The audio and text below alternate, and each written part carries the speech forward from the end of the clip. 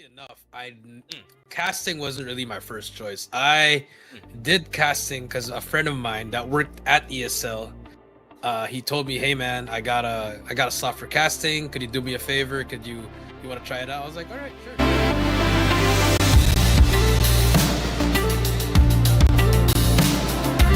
Welcome back to Yuno Gaming. Today we have an interview with a very special guest. It's Coach Jericho. I'm Coach Jericho. Been a coach for a long time. Also played Call of Duty back then, and just have some conversation here about some Call of Duty stuff. Your Call of Duty Mobile. Looking forward to the future as well as looking at Yuno Gaming. Let's just dive into the first question. Yeah. So the first question is, what got you into casting in Call M? What is motivating you to carry on? Yeah, funnily enough, casting wasn't really my first choice. I did casting because a friend of mine that worked at ESL, he told me, "Hey man, I got a slot for casting. Could you do me a favor? You want to try it out?" I was like, "All right, sure." So Beef Mommy and we tried out, we auditioned, and then the ESL mods were like, "That's the best audition they've heard." And then from there on, I've been getting casting gigs here and there. But at the same time, I was also doing coaching. But then when I retired, that's when I went to full-time casting. But now more on the part-time side. What's motivating me to continue is just it's fun. I love Call of Duty. I love Call of Duty and Call of Duty Mobile in general. It's the game that I've won as a player and as a coach.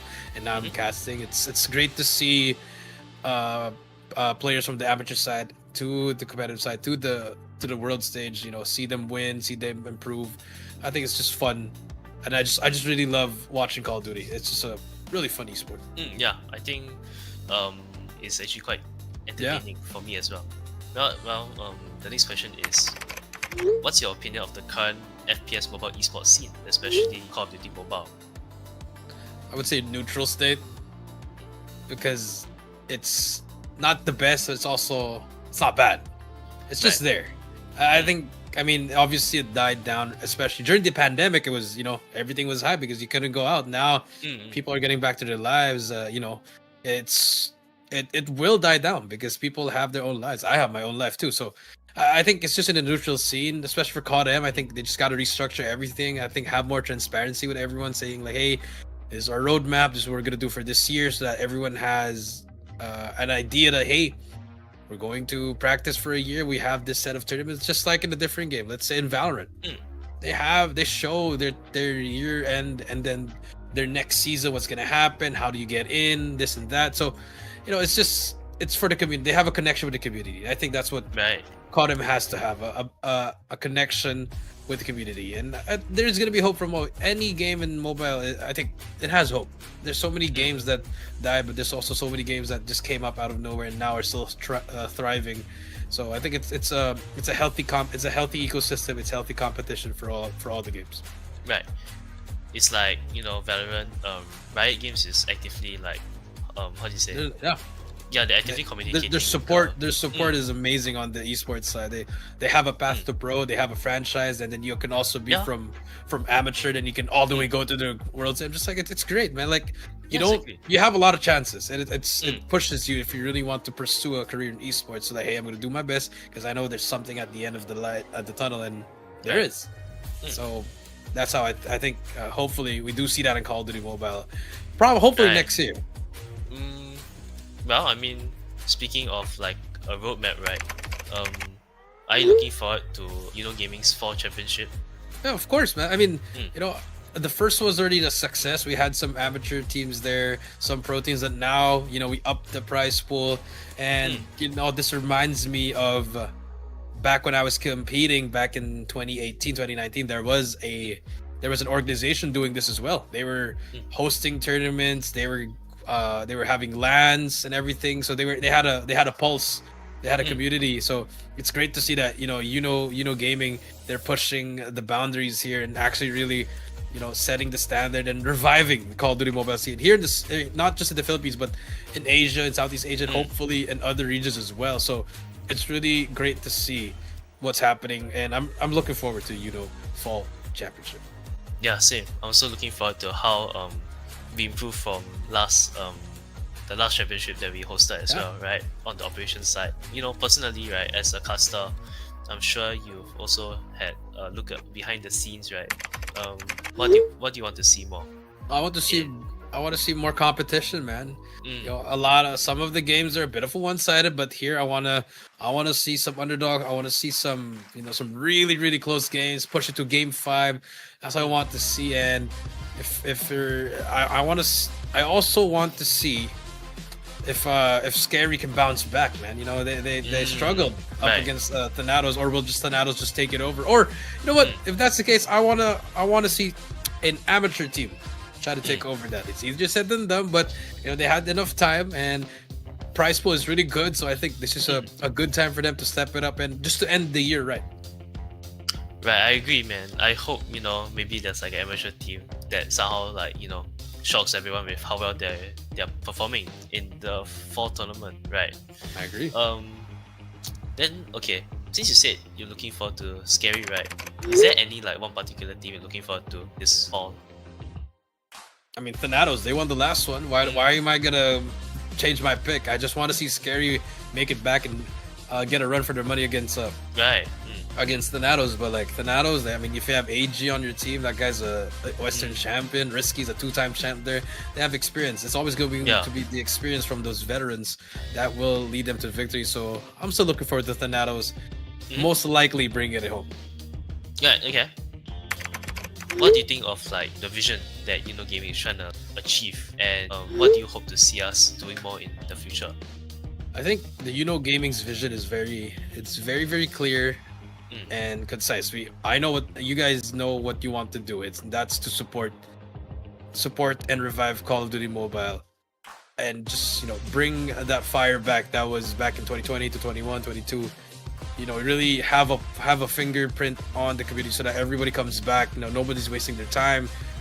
You guys want to run those tournaments, which is really great, man. You're giving a path to all these amateur teams to make some money at the same time, sharpen their skills, and just one day they could hop onto the Garena Masters or even the world stage. So I love to see that, and hopefully in the future, man, we get a community league, man. No, not just a pro league, but like a gaming league. That's you get everyday matches. We get a monthly tournament. We get a quarterly playoffs, that type of stuff. And I just love to see that as a guy that was a competitive player back in when esports wasn't quote unquote known. It's nice to see that there's still people that still have that kind of mindset that I do. Like, I just want to grow it. I just want to have a community to actually play and have a a great esports ecosystem. Honestly, right, this is a bit of a personal question, right? But are you excited for Valorant Mobile?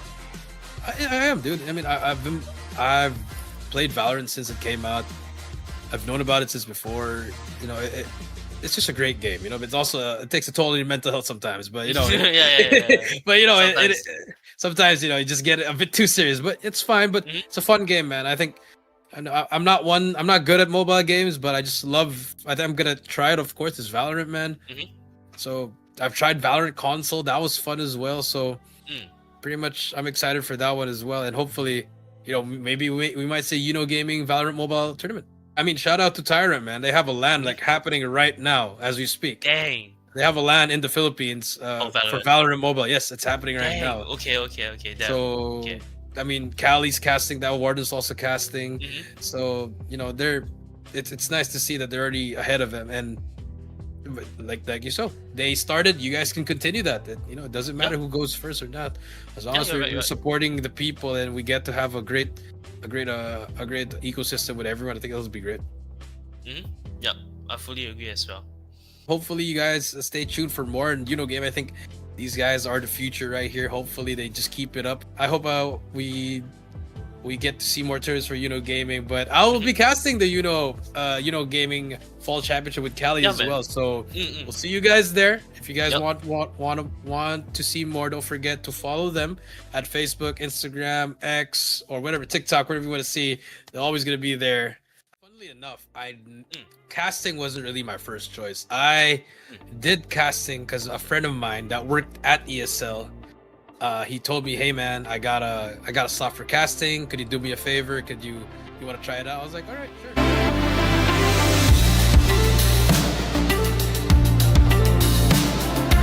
Welcome back to Yuno Gaming. Today we have an interview with a very special guest. It's Coach Jericho. I'm Coach Jericho. Been a coach for a long time. Also, First from Pangor with. Oh, he knows there's another guy upstairs. Elite, they are looking like they want to run away.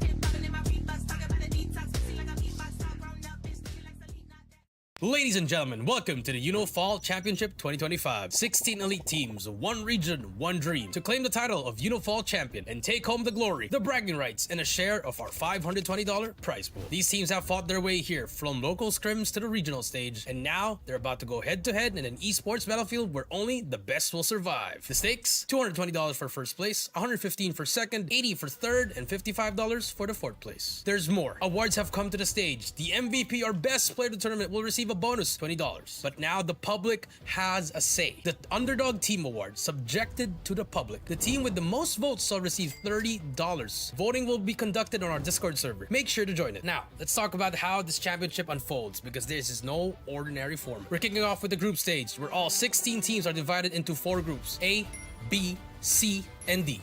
Each team will play best of 3 matches across 3 iconic game modes: Hardpoint, Search and Destroy, and Control. In these early rounds, every point, every call-out matters because only the top 2 teams from each group will advance to the playoffs. The rest, it's time to say bye-bye. Once we enter the playoffs, the format shifts into double elimination, where a single loss doesn't spell the end. Teams in the upper bracket fight for dominance, while those sent to the lower bracket must claw their way back through fire and grit for one last shot at redemption. Every playoff match will be a best of 5, and when we finally reach the grand finals, we'll see an epic best of 7 showdown, with the upper bracket finalists starting with a 1-map advantage. The road to victory won't be easy. Expect tactical brilliance, emotional clutch plays, and maybe, just maybe, an underdog story that will shake the scene. From rising stars to veterans, from calculated rotations to chaotic comebacks, this is the stage where dreams are made and legacies are born. This is more than just a tournament. This is Yuno Gaming, where youth, competition, and entertainment collide. So buckle up, gamers. It's time to witness greatness. The Yuno Fall Championship 2025 starts now.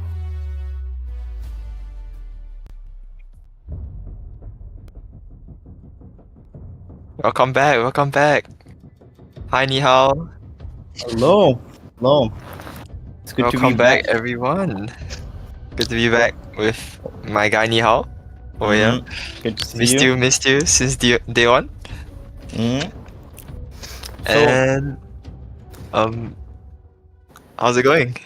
It's going good. I'm very excited for the games today. Maybe since I wasn't here yesterday, do you want to just give me a rundown of what happened? Like how do you think yesterday went? Oh wow, yesterday's hard points were just so one-sided. Really? I think all 3 teams that played yesterday either dominated or got dominated. There were 2 teams that went 250 to around 80 points. Oh god. And then it was only in the last match they went 250 to 120. And wow, it was not what I was expecting at all. I thought these teams would put up more of a fight. And I think it was around the same in SND as well. The first match it was 7-1. Next match it was 7-5. And it's just so one-sided. There were no map trees at all. Wow, okay. Yeah. Well, I hope that's not the case today because it's just more entertaining, to see very close games. So maybe let's talk about the matchups for today. So okay, so 7 p.m. we will be having Insanity versus Elite S7. Wow. So we've actually seen Elite S7 play, right? Like in the first day they were against Scary, if I'm not wrong. Yeah. And they managed to win that game. So it's looking good for them right now. It is. Yeah. Actually, if we take a look at the standings right here, so Okay, let's actually before we look at the standings, let's just take a look at the groupings. So just to recap, for Group A, we'll be having Ninja, LSK Look, Anishinatos, and Elite Xrian. For Group B, we'll be having Yuja Nofia, SVT Dimitri, RZ Aquilius, and Void 7. So yeah, a bunch of good teams right here. I think we'll be seeing LSK Luke play today as well. Let me just see against who. Oh no, LSK Luke will not be playing today. Today will be Elite Xrian. Yeah, today will be Elite Xrian against Ninja. So that's gonna be a good matchup because we know Ninja. They're a good team, you know. They have a lot of strong players, so this is gonna be pretty cool. Elite Xrian, they haven't played before in, they haven't been seen before in Gaming competition, so it's gonna be a good time to make a name for themselves. So I'm excited to see what they can put on the table today. I feel like Ninja will have that momentum they picked up from yesterday, that 250 to 83 on LSK Luke. And even though they kind of got the same treatment from Thanatos, Thanatos is Thanatos, but Ninja, I feel like they've proven their worth by 250 to 83 them, and then just another 7-1 dominant SND. Wow. And against a new, less experienced team like this, I don't know, man. If I feel it's gonna be one-sided again. I don't know. It's just a feeling. Okay. Well, we'll just have to see. That's gonna be our. Hold on. Oh wait, sorry guys. I'm so sorry. There will not be Ninja versus Elite Xrian will not be live streamed. Sorry, I meant to say LSK Luke versus Anishinatos. Oh gosh, but that's gonna be super one-sided as well. Oh no. That's gonna be even more one-sided. Oh gosh. no. Alright.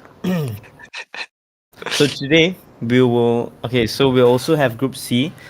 Scary will be in there. We got Elite S7. We got Insanity and BLX Revelations. For Group D, we got Visuals Esports. We got the one and only Yuno Gaming. You know. We got Sigra Khalifa and we got Tier 1.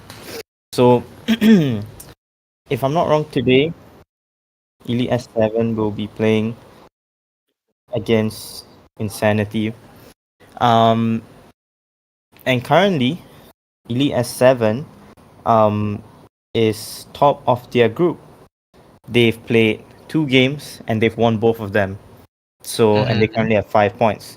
Whereas Insanity, they played 2 games but only won one of them. So it looks like on paper, Elite S7 may take the win. But I don't know. I feel like Insanity kind of has that has that push in them that will allow them to take the win. But I don't know, it's just a hunch. So we just have to see, I guess. That's true. I think I don't think personally I've seen Insanity play yet. It's my first time casting, it's my first time spectating these guys. But I have seen Elite Sam 7 play. They have been putting out a pretty good fight, been pretty consistent throughout this tournament. Bit of a close match against Scary the other day. But they did come out on top, so I have high expectations from them. And I also have high expectations for Insanity. Yeah. I feel like every team here is I mean, there's like a standard here in this tournament, right? So I think every team at least meets that standard. And you should expect a little bit of something out of every single one of these teams. So I don't think Insanity should be underestimated, and they're not gonna get stomped on, Hopefully they're not gonna get stomped on.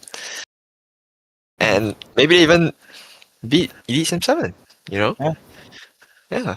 So, well, we'll see, because I think the game will be starting shortly. But maybe let's just, for the viewers who don't really know much about, Elite S7 or Insanity, let's just take a look at their lineup for today.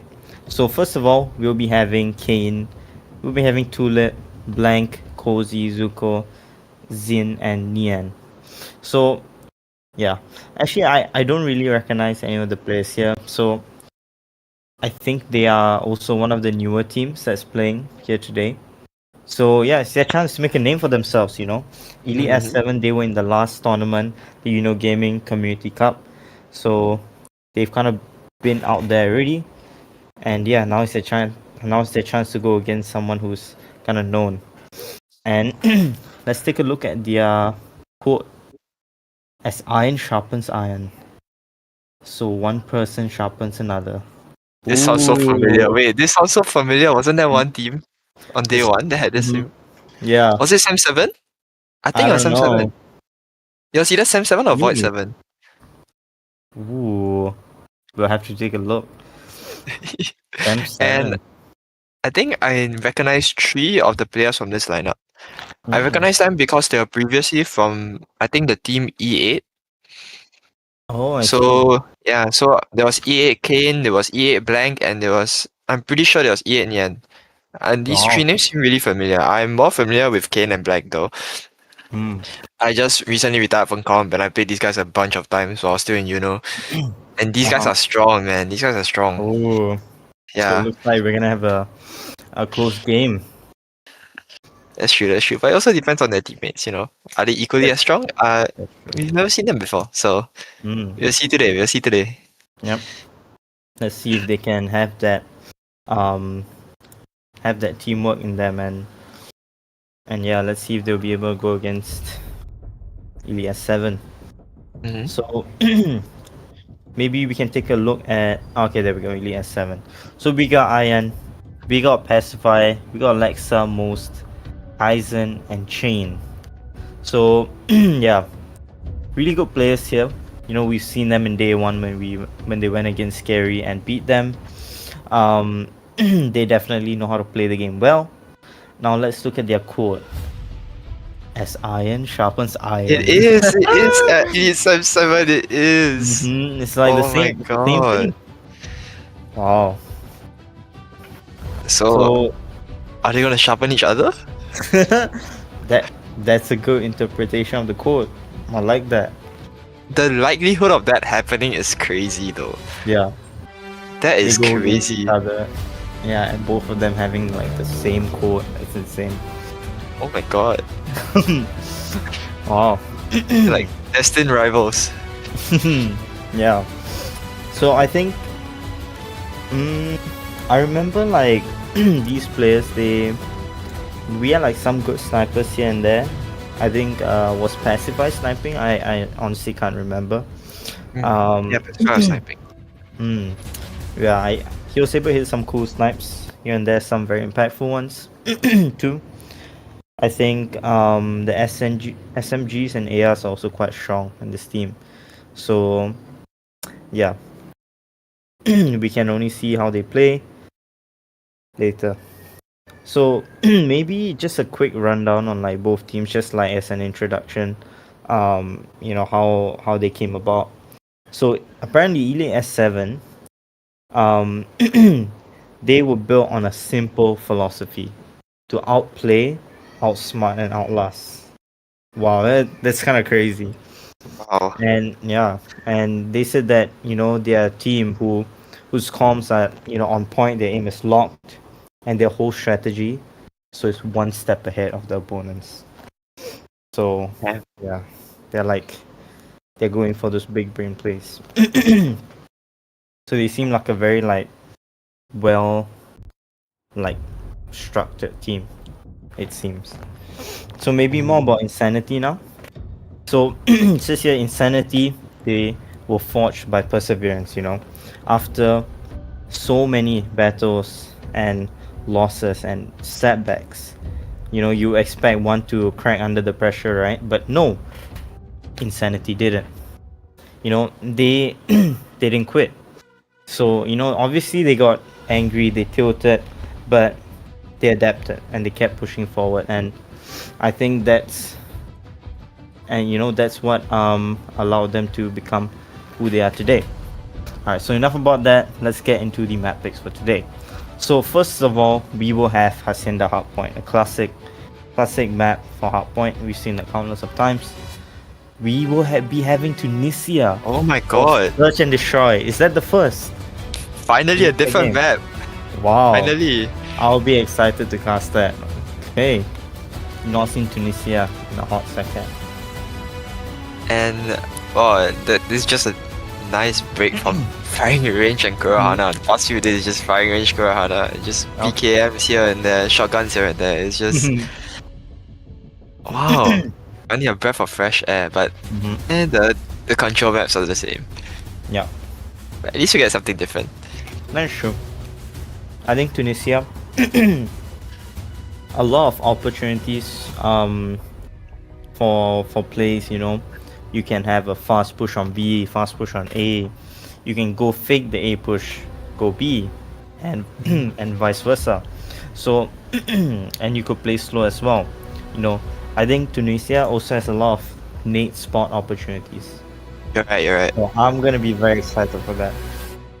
I'm also pretty sure there's quite a few sniper wallbang spots. Maybe more than a few on every single side, yeah. And I feel like since this map is it's such a covered map, players will have trouble getting information on where their opponents are. So they will have to rely on their intuition to read the plays, and they will have to be smart about it. If they 5-man push, they're gonna have to be aware of the flank, cause no one's gonna see it coming. It's every single walkway is covered. The only open area on this map is on the B side and on mid. Every single else is a corridor. Yeah, so you're gonna have to watch out for those sneaky corners, those players proning on the slopes of this map, those nasty hit glitches, those nasty wall bangs, and yeah, it's gonna be an interesting match. Okay.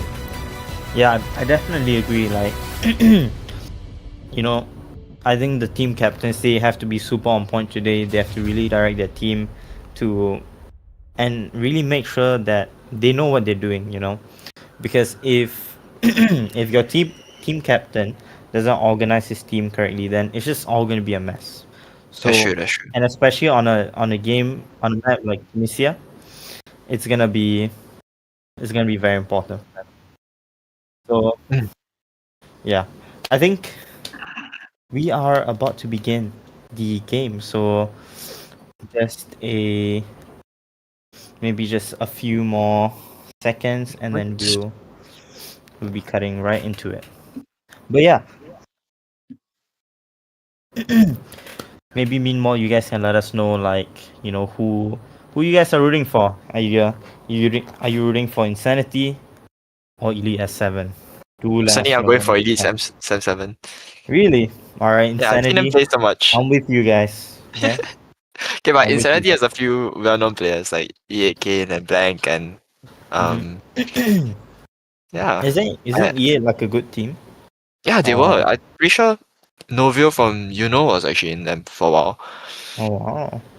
Yeah, And and Novio's like really good, Novio's right? crazy. Yeah, and Novio's crazy. So they gotta be crazy Yeah. too. They gotta be crazy too. Yeah. So let's see what the chat's saying. Let me pull it up. Oh, and the Okay, match never has mind. started. There we go. So it looks like they Elite S7, we are spectating them. We have a 3-man top push. We got one in mid, maybe? No, the guy may got taken down. And now it's just blue having that top control. We see Elite S7 spawning at the bottom near the connector area. You know, they're just trying to contest the point. Looks like they're doing a good job right here. You can see they're proning at the outer edge, but no, it's just blue Oh my kill god. feed.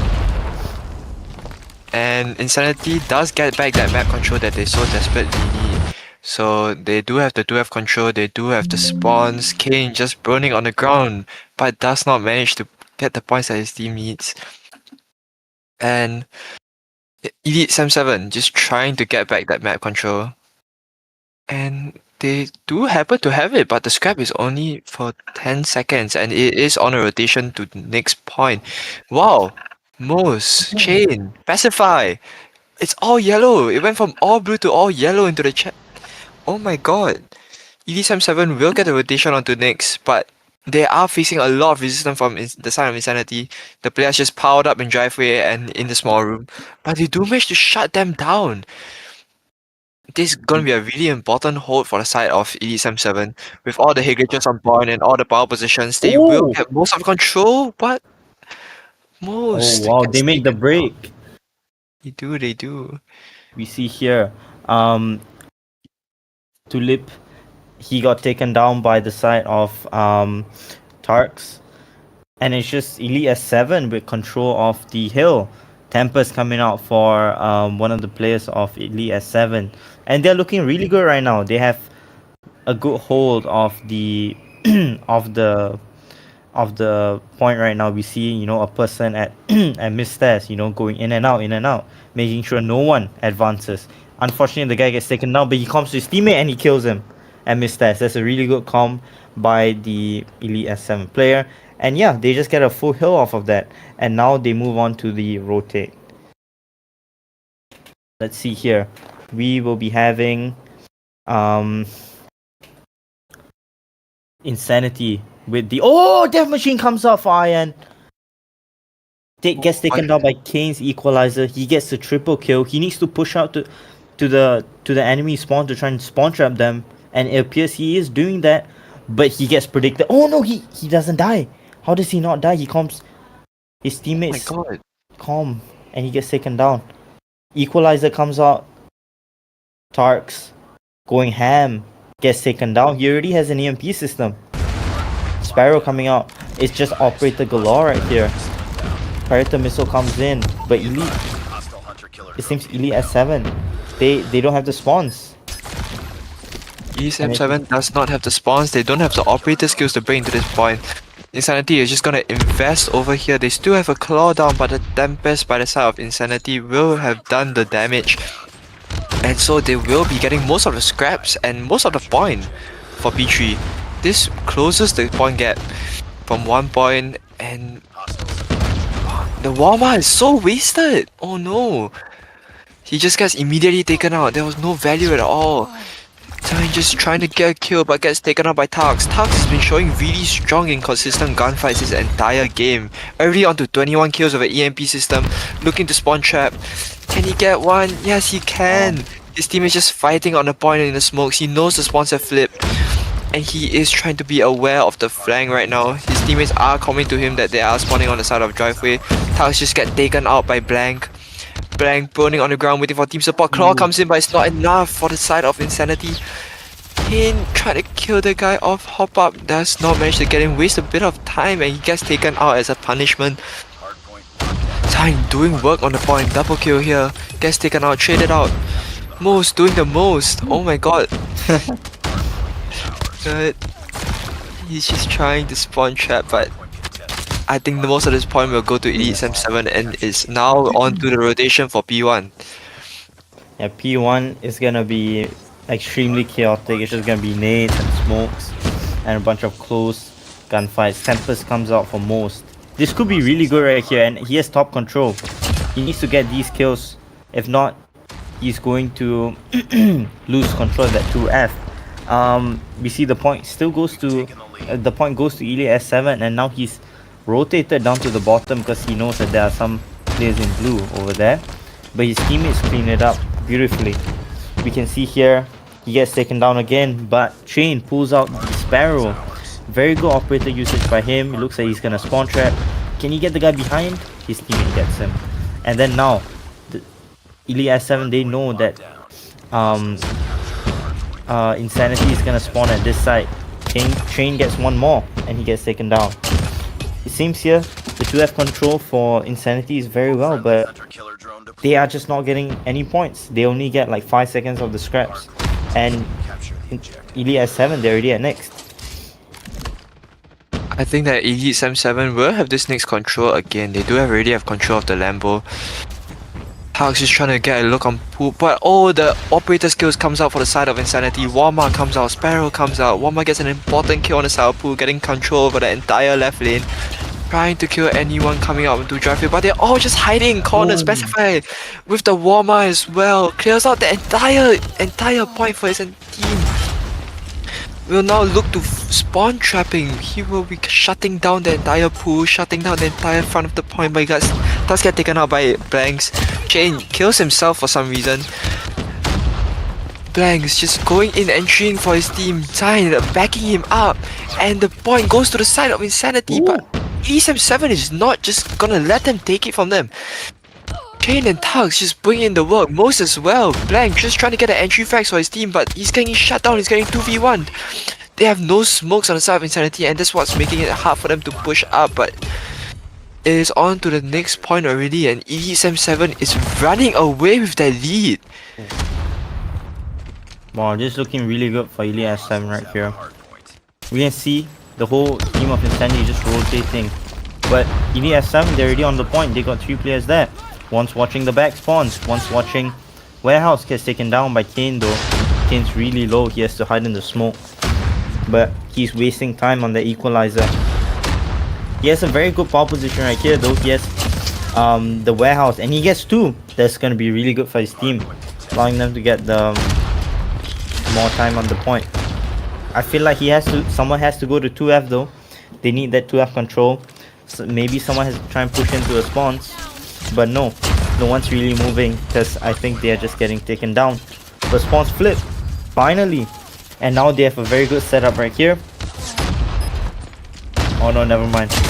Warehouse control. Oh my gosh, Most just kills killed 2 of the players. Can he get one more? He can. And now he has 2F control. This is very good plays by Most right here. And he has his tempers, plays it, gets the kill. And now it's just next. Let's see. Most might not be aware of the flag. Oh, he is! Oh my god, Most. Game sense. The game sense. Oh my god. He is now looking to spawn trap, but everyone is aware of the tempest that is going on 2F. And they do not want to be caught up in the spawns, but they get caught anyway. Most just in the spawn. Oh my god, he's not even letting Insanity breathe. ESM7 just sitting on the point. What can he do? 200 to 106 right now. The point is double. And there's no one on the point. Brett's come down for the side of Most. His team needs to push up right now for map control. But Insanity gets there first, gets the hit glitches. Can they win the gunfights? Gets traded out. Kane with the nade. Gaggy just trying to push in from 2F. The warmer comes out right before the EMP. Gets 1, gets 2, gets 3, gets 4. Oh, that War Machine play was insane. Oh my god, gets 4. That's the entire point for his team. 3 seconds left on the scraps though. They only bought his team so much time, and now it's on to P1 again. Oh, that was an incredible play right there. Oh my god. Unfortunately, it just was not enough. Our P1. P1's not looking good for Elite SM right now because they have no operators. But I don't think Insanity has any operators too. But it seems here, Elite SM, they just have a lot better positioning right now. We see one player in the kitchen getting all the frags. Oh my gosh, Most has just been getting all the crucial kills right here. We see here the player on the point. He's just playing his life, kind of running around, not letting the players of Insanity get an easy kill onto him. 2F control also kind of goes to it goes to Insanity, but it doesn't matter if you're not getting on the point. You see here, it's just it's 10 seconds left, but you know, Insanity can get the scraps. No, Insanity don't even get the scraps. And we see here, the players of Elite S7, they are also at next already. Insanity, your positioning just has to be better. You can't be letting the players of Elite S7 get that early rotation again and again. You guys have to start learning from your mistakes. We see here that they have finally learned and they are in control of the point, but the question is, can they hold it out? Can they prevent Elite S7 from making the breakthrough? They play the smokes. Elite S7 pushes in. Kane with his equalizer though. He has to put in some work here. Come on, Kane. Come on, get some kills. Kane! Oh my god, Kane. Oh my god, Kane. Oh no, he doesn't speak down the corner. No, Tux gets the Tux! 5! Team wipe by Tux! Oh, Gets Tux. 6 as well. Going with the spawn trap. Oh my gosh, Oh Tux. my god. Play the point, play the point. He needs He needs to play the point right here. He's so close to winning the game. With his equalizer, doesn't check the corner though. He has an EMP system. This could be game right here. Oh no, it's not. Wait, maybe? No, I think it goes to next. The players of Elite at 7, they're already on the rotate.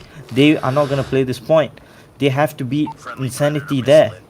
Because Insanity, they have their operator skills ready.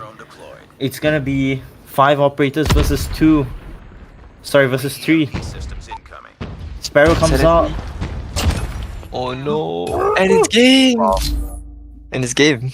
Wow. Hux is just insane. Oh my god. Very good plays. That was a good Oh game. my god. Hux is just insane, bro. He was just going at it. Yeah. Talks and most. They were popping Oh up. my god. It's just the entire kill feed was just yellow. The entire game. It was just yellow. I'm very impressed by Elite S7's plays, you know. They were able to control that P2 so well, and every cycle they're able to do that, as well as P3 and P4, you know, and their operator usage was just way better than the side of Insanity. So I think that's what won them the game ultimately. I mean, but that the gunfights between these two teams, the difference is also crazy. Even with the downtime from the operators, even when they didn't have the operators in hand, the entire kill feed was just yellow. Tux, Mose, Chain.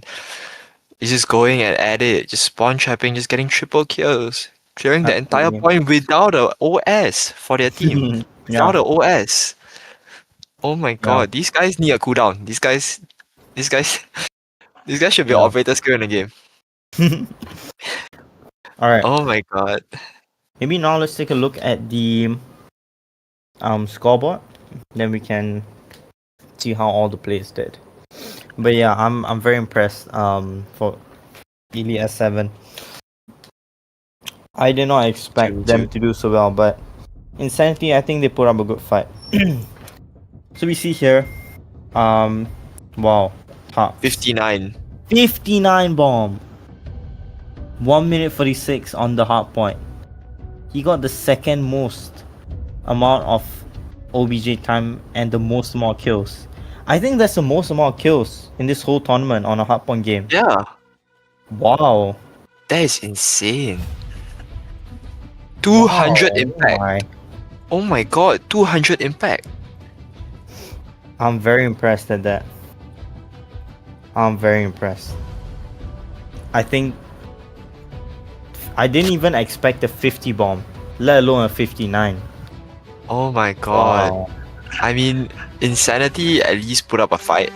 But these guys were just farming kills, honestly. Yeah. 59 to 29, 48, 40, 33, 33. Oh my god. That's insane. That's actually insane. I think the difference between these teams was just a gunfight. It's just a raw mechanical skill. Yeah. I feel like. Oh my god. Alright, so next up we will be having Tunisia. Whew. Tunisia. I'm so excited for this. Yeah. That's gonna be very exciting. And now that we've seen how Insanity is playing, I don't know, man. I have high hopes for them. I don't know. I feel like this could end my SND, you know, just by looking at the gunfights and all that. Wow. Yeah, I think Elite S7 have the capability to just wrap this whole thing up. But I don't know, I may be wrong. Maybe Insanity has something up their sleeve, you know, by picking Tunisia. Maybe there's some like hidden nade strats that we don't know about. But yeah. I'm hoping that Insanity is gonna manage to pull this through. You know, I want to see a game 3. And it's all up to them now. It's all up to them. There's nothing much that we can do, you know? Yeah. All we're doing here is sitting and watching, and these guys have to push through on their own. Like they said, they don't back down. They face challenges in the past. They pick themselves up. They get tilted, and let's see whether they stay true to that. Yeah, well said. Alright, we're in the S&D game. Looks like Elite S7 will be going for a full man B push, but Insanity expect this play. They already have 2 players on B, 2 players guarding mid. But it looks like Elite S7, they're going for a delayed B push, which is kind of interesting because it's gonna make Insanity kind of confused, like, oh, do I go A, do I go B? Because they're not gonna push B, but I saw the nades come in. So we can see here, one player is going to A to back his teammate up. So this is now a 2-3 split. But yeah, I'm not sure what the strategy is here for Elite S7. You know, they're not really making a move. They got one player up at Winery. He gets taken down. I'm not sure what they are doing. I'm not sure why you would, you know, just go by yourself. It looks like they're making a push here onto the B bomb site. It's gonna be a 1v4. Oh, get spotted. Yep, I think it's done. Oh, There's the nobody bad timing captured. from the flash. Ooh. Oh, that is really sad. Okay, I think Elite S7, they have to play more aggressive, and they shouldn't kind of delay it, you know. I don't know, but yeah. Okay, it looks like they're playing for a more aggressive push, a mid push.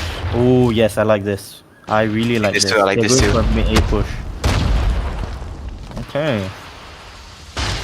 I think the EA players, I think the Insanity players at Slope were just left guessing due to that smoke. They couldn't see anyone cross over. They couldn't provide any support to the team. Right. So it just successfully isolated the entire of A corridor, allowing them to entry without help from anyone B.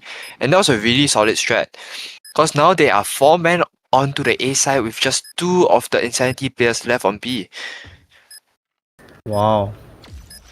I like this from Elite S7, you know, they kind of realized their mistake of playing too slow. And there we go, Hux cleans it up. Huck's just playing extremely aggro with the sniper. He just didn't care anymore. He wanted that round back. Yep. Alright, let's see the play here for Insanity. Looks like they'll be going for a 3-2 split, 3 onto A. Oh no, sorry, 2-1-2. 1 on mid. But it looks like Elite S7 is going for a 4-man B push right here, with 1 person at Winery gets taken down. I don't like the Winery plays because you're basically putting yourself at a disadvantage. I feel like you push your team, or at least have another one guy there. Kane takes on 1. It's just a 2v4 now. I feel like everyone from Elite S7 is kind of split up, but you can kind of see the players of Insanity are sticking together, not you know, taking any of those even fights. They wanna use outnumber fights to their advantage, you know. It looks like Tux, sniper in hand. Ooh, he could clutch this, but 4 players right in his area, and he just gets taken Shut down by blank. Yeah. I feel like Elite SM7's strength is really when they come together as a team, because all their gunfights are so strong.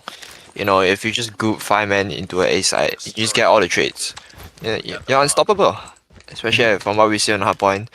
All the kill feed was just yellow. And they shouldn't be doing these split up plays, because if their flanker gets 1v2 or even 2v2, there's a chance that they won't win that trade. And they'll be down a player. So I'm not really sure about these flank plays coming in from the side of Elite SM7, but they're gonna continue to do it anyway. You know, the sniper is just gonna come up, peek out from Winery for info. Tux does get one. One of Elite SM7 players in the back. What a shot by JJ. Am I pronouncing it right? I don't know. Oh gosh, they are a man down. They are. It is a 4v4, now it's a 4v3. Kane has been consistent with the shotgun the entire game. 5 kills already to his name. Wait, what is Elite S7 doing? We got 1 player at the back. We have 1 player rushed up towards mid connector. I feel like Elite S7, they are just confused on, you know, what to do, because I don't know, maybe they've never played like SND on Tunisia, like on stream before, or they haven't really practiced it.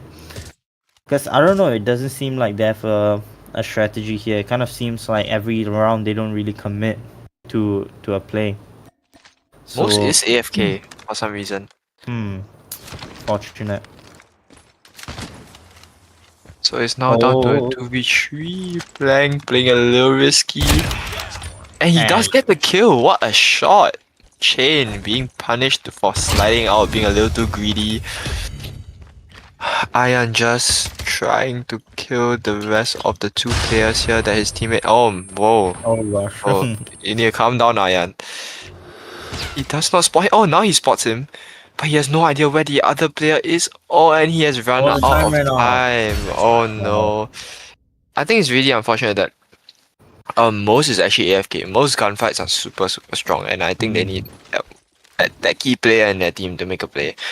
I agree. Maybe they're facing some connectivity issues or something. That's why they're not making crazy 5-man plays right now. He is still AFK.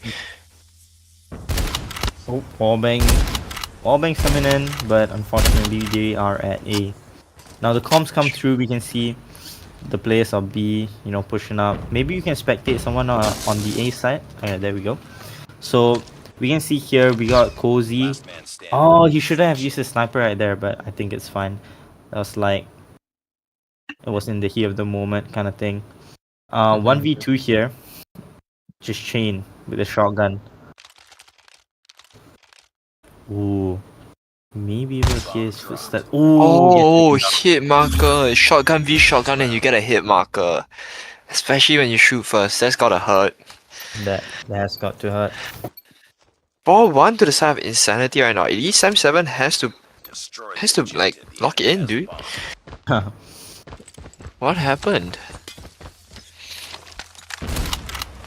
7's gunfights are definitely stronger than what we've seen from Insanity so far, but maybe Insanity just decided to, push through and then they wanted to get this win as well. But Insanity tries to get the flank here. He does expect him. Oh, a bit of a whiff. Whoa! Hit marker. Oh no!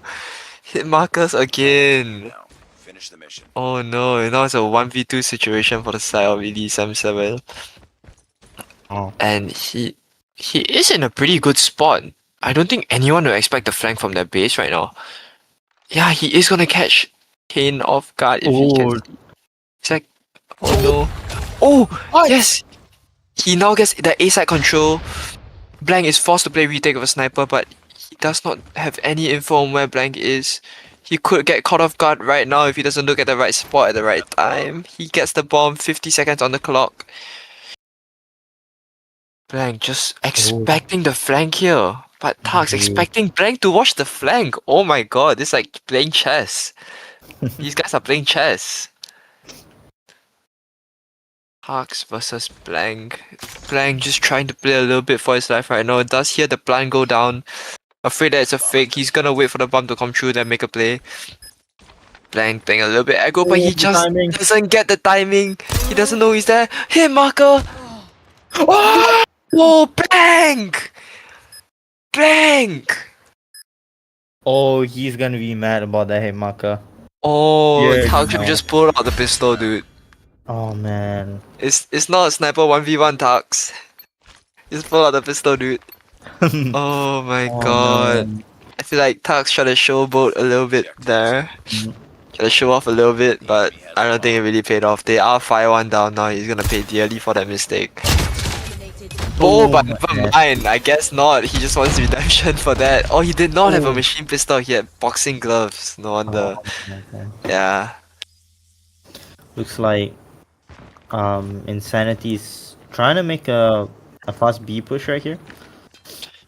They are spread 2-2 on the side of ED77. The smokes come in. The people on A are gonna try to look for a flank, but once they see that no flanks coming, they're gonna come in and support their B teammates, but it's a little bit too late. Kane gets one. Chain and oh no, Chain gets taken out. It is just Iron left. Gets one. Tries to back off to reposition. He knows this is a good spot, but he could get backstabbed right now if he is not careful.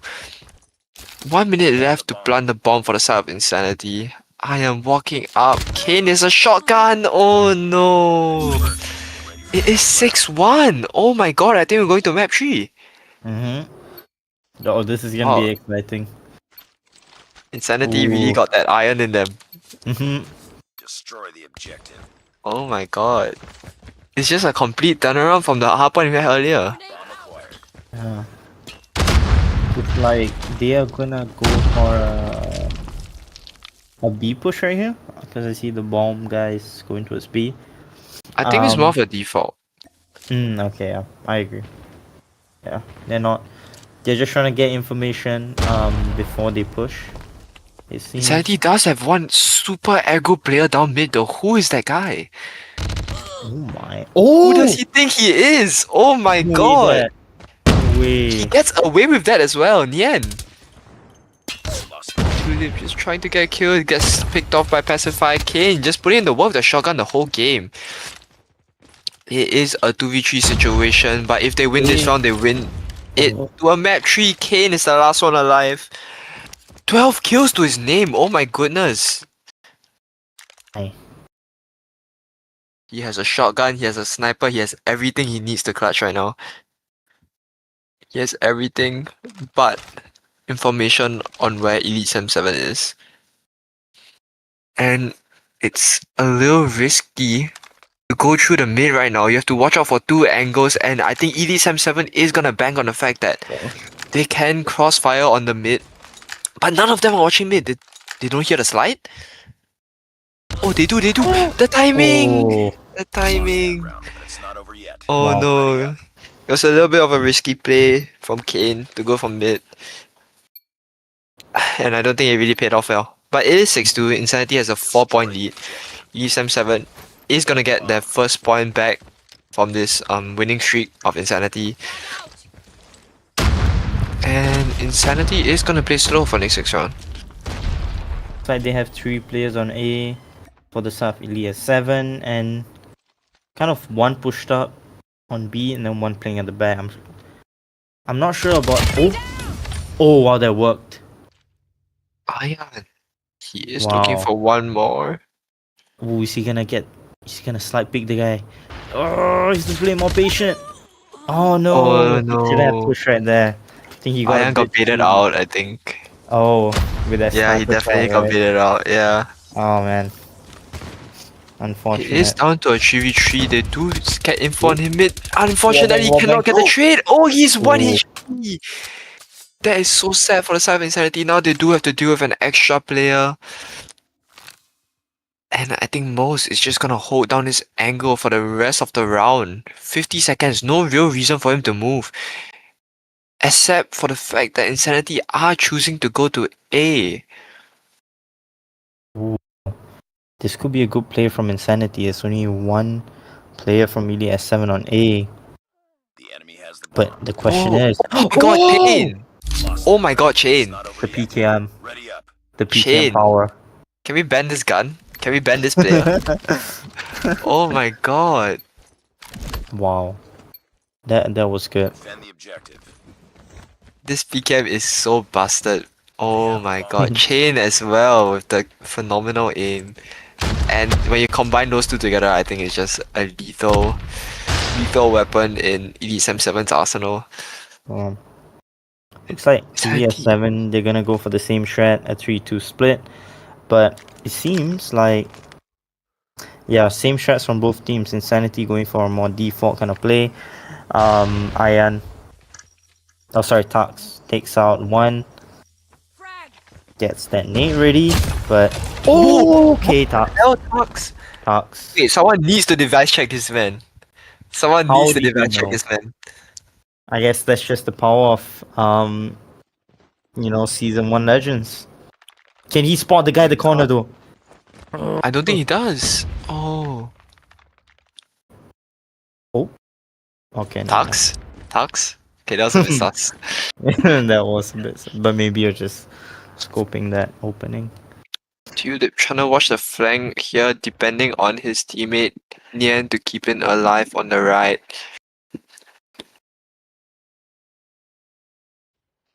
Very slow plays from both sides right Oh, here. not Nian, Kazi. Kazi. Trying to depend on his name. Kazi. And Tux is just in the middle of everything right now. He could get a crazy pick right here. Whoa, what was that? Oh, this guy will be. Tux! What the hell? It's not over yet. Ready up.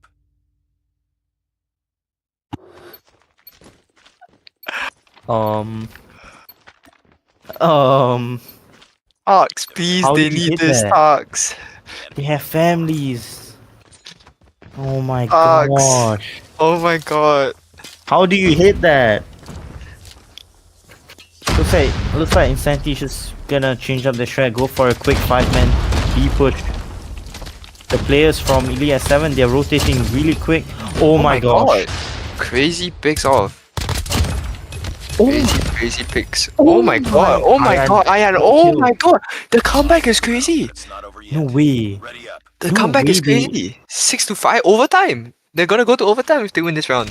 If they full sweep Insanity, this is gonna be the craziest Defend thing the ever. objective. Were the first few points just like charity points? Did they just wait until 6 points? Then they started, Why did like, they playing started to properly? turn? Yeah. Oh no. Come on, Insanity, don't choke. Insanity needs to shut down this momentum right now. We can If see. they want to go to a map 3. Yeah. We can see Insanity kind of playing a bit more passive now. You know, feeling afraid that they may get comebacked on. We got one player at. Oh my gosh. Picked off We immediately. got one player at Winery as well, just by himself. I feel like at this point. No. Oh no. Oh, He didn't Kane. see that player. Oh, does he see him cross? I think he saw him cross. I think so too. Sniper down. Oh, what a Oh shot my by gosh. Banks. Can he get one more? He Oh. cannot. Chain with the PKM, just gonna spray him down right there. Cozy just trying to get a little bit of a flank on B because bomb is there. He's gonna try and pick it up and slide out of danger. Bomb. Does manage to get the bomb as well as a sniper. EDSM7 can't really do anything against Koji because they have no information on where his other teammate is, so they don't really want to push into this. And that's a good idea. They're just holding on to site, waiting for something to happen. It is a 4v2. I do think EDSM7 has got this round in the bag and it's gonna go to overtime. Wow. This is really good plays coming from Elite 7. You know, the first few rounds they were getting oh. Okay, Hold on. okay. Hold 3v2 on. now. Wait. Ooh, wait, this may be possible to win. He's just gonna hold this little nook in Nade the comes in. corner. Oh, I thought the nade hit. It's very low.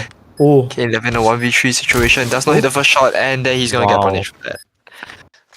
It was a nice try, and now it is overtime. The comeback is insane!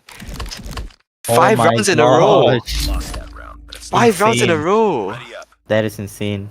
Can they keep it up though?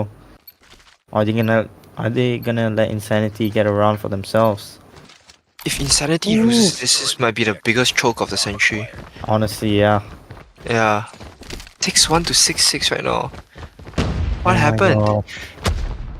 Insanity, why? EDSM7 gonna go for 4-man winery and 1 into corridor. Towers get the first frag. Can he get second Ooh. though? Gets killed out. GG gets traded out as well. Chain gets a kill. It's now a 4v2 situation, 4v3 situation. Chain just trying to salvage the situation for his team. He is stuck in a little bit of a corner. Ooh. Pacify is gonna cut him off. One winery. Blank is low. Oh, He's yeah, forced to back GG. off, forced to give up that corridor control. And wow, ED77 just has full control of the site. Bomb has been planted. Blank has no idea where they are, and it's just so scary for him. One could be flank, all 3 could be on site. How is he gonna enter this? One is directly watching the Oh, gosh. corridor, and he has no idea where he is. The He's gonna Jiggle slowly peek, and oh, he tried to flick, but they now have informed where he is, and he's Ooh. dead.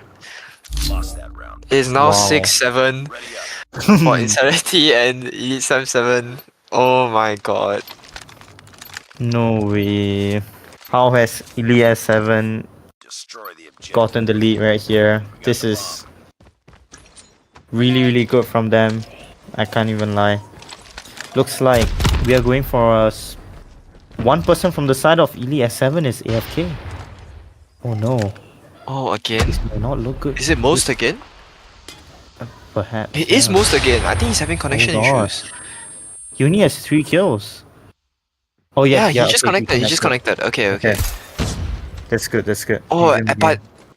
that amount of time that he was AFK just gave Insanity the A side, and then gonna get the bomb down, Ooh. and they're gonna get so much of the map control and the hit glitches, and now it's a death to a 5v2, Ooh. 5v3. No, 2v2 now, sorry. What the hell? Oh, 1v1. No way! Most, you need to control that recoil most. No way, no way, no way. He's gonna push! He's He's gonna flashed! Most just, oh my god, most! He won! You just, He won! how do you win a 6-1? It's not over yet. Ready up. How do you perform such miracles?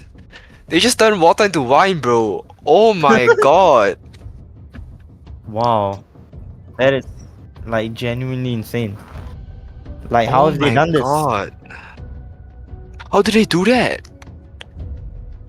It's a 2-0 now. There's no map 3. Wow. The first few points were pity I points. don't even know what to say, yeah.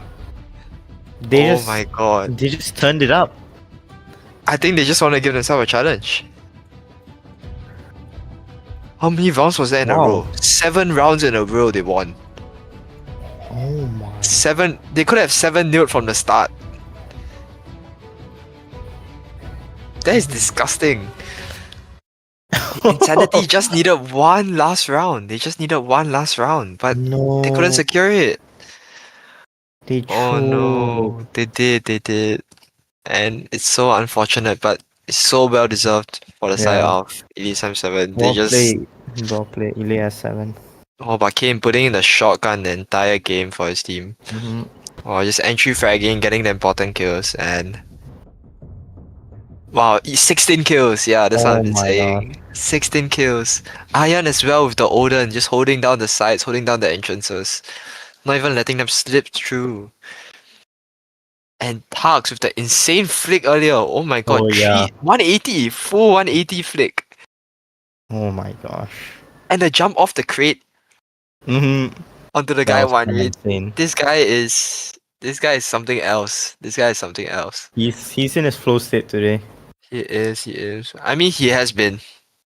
That's true, yeah. Yeah, he has been. Yesterday, first day, today. Mm-hmm. He's been so consistent. Wow. Most having a little bit of connection. Even with connection issues, they won. Wow. They were a man down. Oh my god. Wow, fair GG's to both play. teams. GG's to both GG. teams. GG's to Insanity. GG's to Elite 7. Yeah. You guys did your best, but Yeah. there can only be one really, really clear winner. Yeah. But Insanity, don't worry. You guys put up a really good fight. You know. Just a little bit more. Yeah. Just gotta push a little bit more, cause yeah, 7. They were just crazy. Yeah. Wow. I mean, Insanity really showed us that they could bounce back, especially after that hard point. I didn't expect them to immediately go off to such a strong start, but I don't think they managed to finish it off. Yeah. Now it is a 2-0 and we will not be going on to a map 3 unfortunately. So we won't be seeing Control for the first game today. Yeah. And hopefully we see it later, you know. Control is such a rare thing to happen nowadays. Mhm. Yesterday there was no game 3. We've only had one game 3 so far, and that was between Yuno and Visuals. And that was so close. That was such a close game. I'm pretty sure Yeah. they lost by 1 kill. Oh man. Wow. So excited to see our matchups today. I think Yuno Yeah. is playing game today. Yeah, they are. They're gonna Yeah, play they at are. least, can't remember, but Igra Yeah. Khalifa, I think. oh okay. Yeah, Oh, they are haven't gonna seen play them against Igra play yet. Khalifa. Yeah, they haven't. Apparently, one of Siga Khalifa's members is actually Yuno's coach. No It's way. him, actually. So No way. we've been really excited to see this Wow. matchup. See if the coach can actually play the game. Mm-hmm. Like the saying goes, coach don't play, but this coach apparently does. So Yeah. we'll see. I'm not sure if he's playing today, but looking forward to it. Sega Yeah. QD5 is current. It's the team to beat for them right now. It's the team to Yeah. beat. Mm-hmm. Alright, so I think now we will be heading off to maybe a short break. I think 10 minutes. Not I think it'll around. be a 10 minutes break. Maybe 5-10 minutes around there. So 5 Yeah. minutes break. we will see you guys shortly. Alright, see you guys. Casting wasn't really my first choice. I did casting because a friend of mine that worked at ESL, he told me, "Hey man, I got a slot for casting. Could you do me a favor? You want to try it out?" I was like, "All right, sure."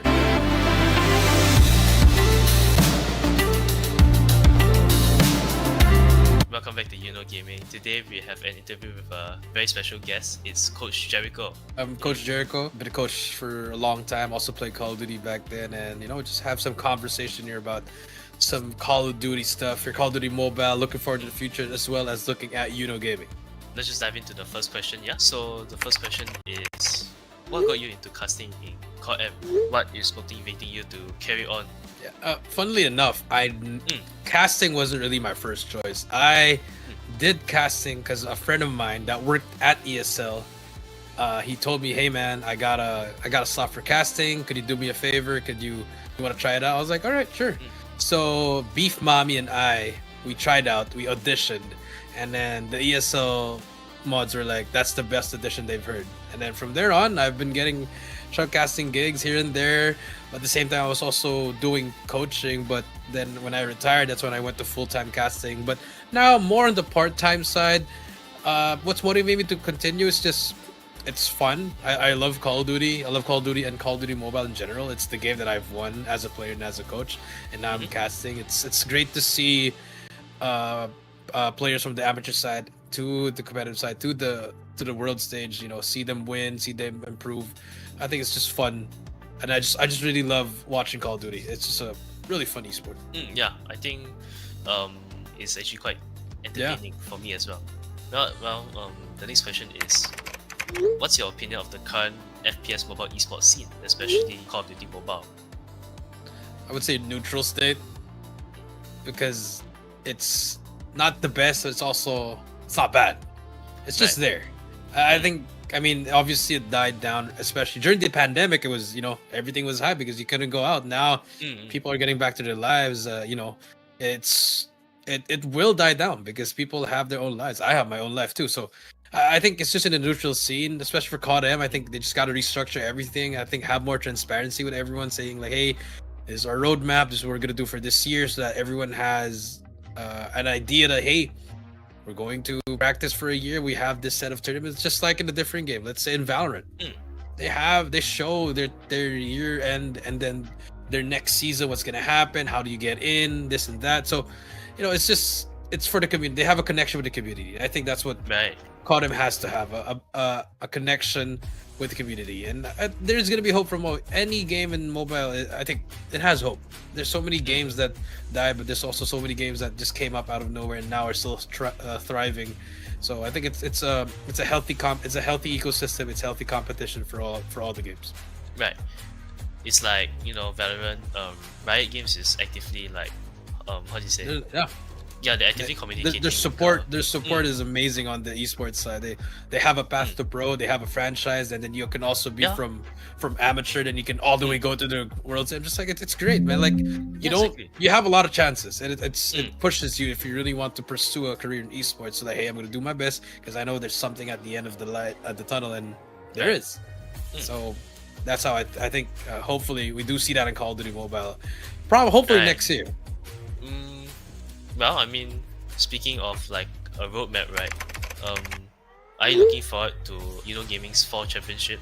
Yeah, of course, man. I mean, the first was already a success. We had some amateur teams there, some pro teams that now, we upped the prize pool, and this reminds me of back when I was competing back in 2018, 2019. There was an organization doing this as well. They were hosting tournaments. They were They were having LANs and everything, so they had a pulse, they had a community. So it's great to see that Yuno Gaming, they're pushing the boundaries here and actually really setting the standard and reviving the Call of Duty mobile scene here in this, not just in the Philippines but in Asia, in Southeast Asia, and hopefully in other regions as well. So it's really great to see what's happening, and I'm looking forward to Fall Championship.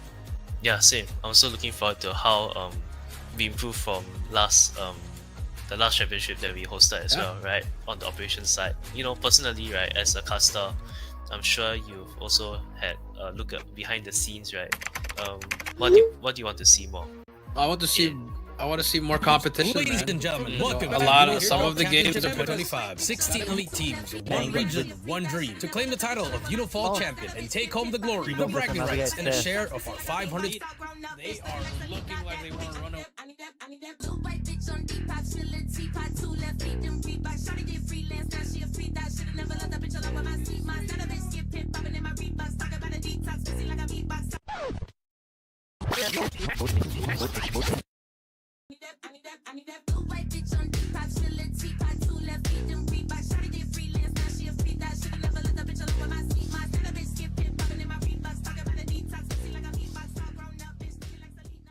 Ladies and gentlemen, welcome to the Yuno Fall Championship 2025. 16 elite teams, one region, one dream. To claim the title of Yuno Fall Champion and take home the glory, the bragging rights, and a share of our $520 prize pool. These teams have fought their way here from local scrims to the regional stage, and now they're about to go head to head in an esports battlefield where only the best will survive. The stakes, $220 for first place, $115 for second, $80 for third, and $55 for the fourth place. There's more. Awards have come to the stage. The MVP or best player of the tournament will receive a bonus, $20. But now the public has a say. The Underdog Team Award, subjected to the public. The team with the most votes shall receive $30. Voting will be conducted on our Discord server. Make sure to join it. Now, let's talk about how this championship unfolds, because this is no ordinary format. We're kicking off with the group stage, where all 16 teams are divided into 4 groups: A, B, C, and D. Each team will play best of 3 matches across 3 iconic game modes: Hardpoint, Search and Destroy, and Control. In these early rounds, every point, every call-out matters, because only the top 2 teams from each group will advance to the playoffs. The rest, it's time to say bye-bye. Once we enter the playoffs, the format shifts into double elimination, where a single loss doesn't spell the end. Teams in the upper bracket fight for dominance, while those sent to the lower bracket must claw their way back through fire and grit for one last shot at redemption. Every playoff match will be a best of 5, and when we finally reach the grand finals, we'll see an epic best of 7 showdown, with the upper bracket finalists starting with a 1-map advantage. The road to victory won't be easy. Expect tactical brilliance, emotional clutch plays, and maybe, just maybe, an underdog story that will shake the scene. From rising stars to veterans, from calculated rotations to chaotic comebacks, this is the stage where dreams are made and legacies are born. This is more than just a tournament. This is Yuno Gaming, where youth, competition, and entertainment collide. So buckle up, gamers. It's time to witness greatness. The Yuno Fall Championship 2025 starts now.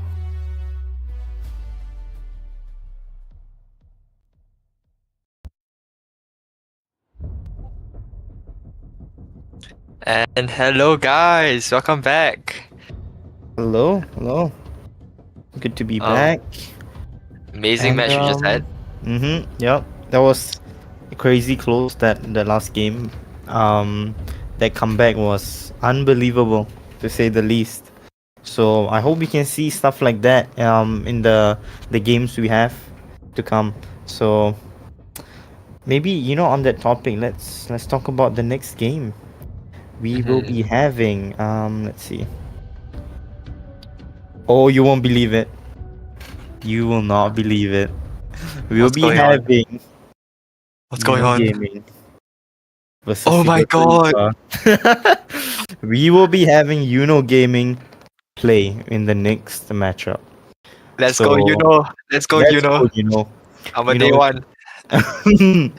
Yep, literally, he is a day one. He was there from the beginning. So, yeah, we are rooting for you, but Secret Khalifa, we wish you guys the best, because all I can say is got this. Oh, Alright, Gaming got this. they got this. They got this. Yeah, that's a good one. That's a Oh good my god, I'm so excited for this match. one. I'm excited too. this is gonna be crazy. You know, because like you were saying, Gaming's coach, Coach Tim, he may be part of the lineup of Sigra Khalifa. So it's gonna be really cool because he knows all the strats that they're gonna be using. Yeah, right? yeah. That's the thing. So now he knows the counters and stuff. So, Yeah. but can his team play up to the standard? You know, that's the only thing. Because if you don't have that gunfights, then yeah, it doesn't matter. You know what plays you make and stuff like that. That's true. That's true. So yeah, we can only see. And Yeah, let's I'm gonna see. be excited. Mhm. To see if they're gonna be running the same system or like the same strat as right now. Ooh, Since it is Coach Tim, and right. I know the players of have been waiting for this moment to come when they go Mhm. against their own coach. They've been waiting for this moment, Mhm. and they're not gonna hold anything back. Yep. And I'm pretty sure Coach Tim's team won't hold anything back as well. Yep. So That's I'm gonna just be. so excited for this match. Yep. All right. Now maybe we can take a look at the lineup here today. We will be having the one and only Novio. We'll be having River. We'll be having Aza. We got Jart.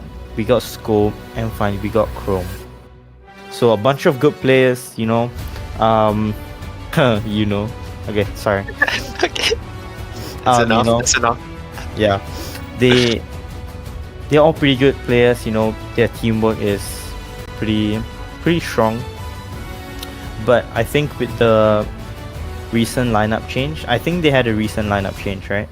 Yeah, they did. They did. So yeah, I think possibly because of that, they may not have that strong of chemistry with each other, and that could possibly bring them down a bit. But still, I hope that they can definitely wrap it up with Sigra Khalifa right here. And let's look at their quote. The righteous are bold as a lion. Wow. Oh. That's- Oh, these guys are so tough. Yep, they are. Oh And my hopefully god. they are as righteous as a lion. In the games they're about to play against Secret Khalifa. Hopefully they're as dangerous as a lion as well. That's true, yeah. That's true. That's true. Gotta have They that. gotta play their best. They gotta play their best. Mhm. After losing the first one in the playoffs to Visuals, they Mhm. really need this win if they want to progress to That the is true. playoffs. That is true. We gotta have Gaming through. We can't just have them eliminated early on, right? Yup. Yeah. Maybe now we can take a look at the lineup of Secret Khalifa. Let's give that a second. I don't really know any other players from Secret Khalifa, apart from Coach Tim. So I guess we'll see if there are any former competitive players, maybe, or they're just new players trying to make a name for themselves. We shall see. I mean, either way, I think the standard's gonna be there. Especially Yeah. if Coach Tim wanted to be in their team. So Hmm. where did all their profile Ooh. pictures go? Very Oh, no. mysterious. Okay, so they wanted to hide their faces, but looks like they're afraid of Yuno. No, I'm just kidding. But yeah, so we have Shrek, we got Hades, we got Kaibo, we got Coach Tim right there in the center. We got Denji, Wyatt, and Eliason. And then their quote is alright, I guess we will be switching screens. Okay. Maybe we could pan it back. Is that possible? Alright, but in the meantime, we got the map picks for today. We got slums. Okay. That's gonna be pretty cool. I think we've only seen slums on day one, maybe. Was there any slums game on There was day two? Oh, yesterday. there was, okay. So yeah, slums is gonna be a pretty object, oh no, sorry, spawn based kind of map. You know, like if you get the spawns, you're probably gonna get the objective. So you really gotta get the spawns and hold that spawn in a game of slums. Because once you lose that, you're gonna be so much further away from the objective, and it's just gonna make your life so much harder. So yeah, let's see if the teams, let's see if they know how to play this map well, and especially against their coach, you know, who's gonna know their strategy. And then we will have Kurohana. That's also another game, another map which is, I feel like, not really played, but it is one of the favorites. I really like this map, and a lot of you guys do too. Because I don't know, it's just fun to play this map. There's like a whole A site you could push that's long. You can set up for 5-man pushes, smokes, push through that connector. Or you could go for a 5-man B push. That's really good. That's really good as well. And there's always an opportunity to go down mid. So yeah, a lot of opportunities right there for strategies. So yeah, what are your thoughts about these map picks, Lewis? I think you're right about saying that Slums is a very objective based, no, not objective based, spawn and map control based map. So as long as you have the spawns, as long as there's map control, it's really hard for your opponents to really break into the point without having to invest their OS or making some crazy 5-man play, in which is pretty risky in hardpoint because one warmer could shut your entire team down. True. Yeah. So I think it's just the spawns and the map control is really important. Anyway, we are back to the Surah Khalifa screen, and now we do have the chance to read their quote. The way of fools seems right to them, but the wise listen to advice. Oh, I'm pretty sure Tim picked this quote because of the coach. This is too like I can't comprehend this. The way of fools seems right to them, but the wise listen to advice. I think this is like about being open-minded. Yeah, pretty sure this is about being open-minded. Okay. Like you can't just always think that you're right. Gotta listen to advice. Yeah. Pretty sure that's. I guess that's kind of fitting, you know, coming from like a coach himself. Yeah. You're right. Giving out advice and stuff. So yeah, it's cool. Well, talking about the other players of Sigrid Khalifa, I've honestly not seen any of them play before. So I don't know what to expect. You know, I don't know if they are really good or not. I don't know. I don't even know when this team was made actually.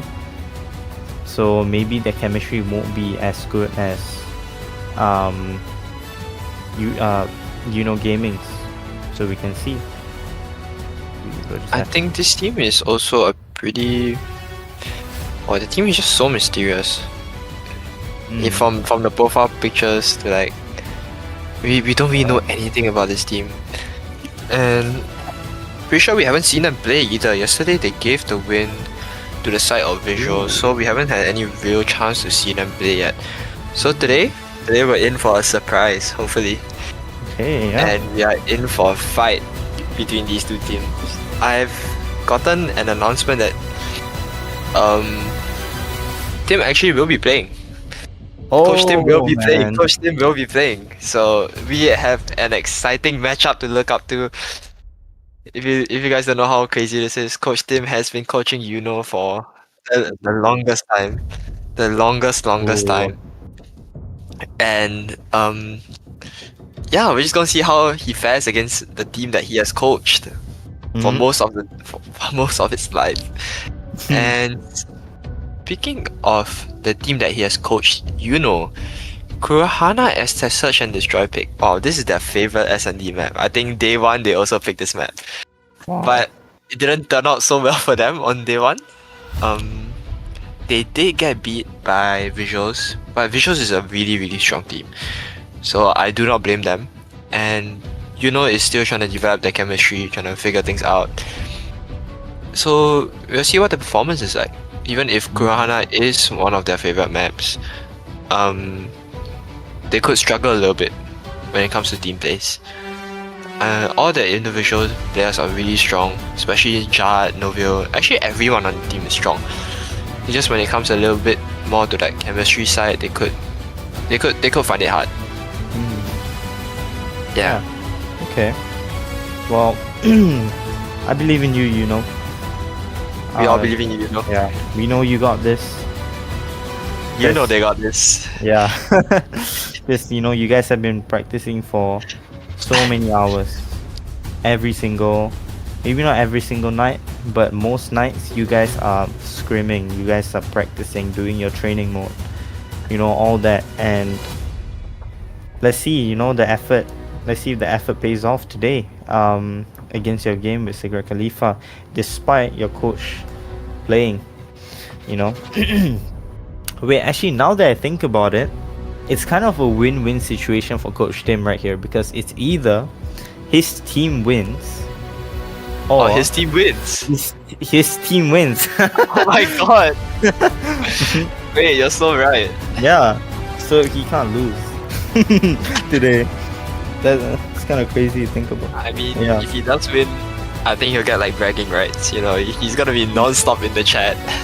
He's gonna be non-stop in the chat towards the Yuno players. I think Yuno does not want that to happen. So Yeah, they're gonna lock in. They're gonna lock in.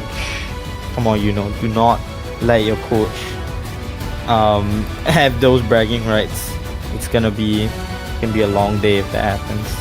It'll be hell for you guys. Yeah.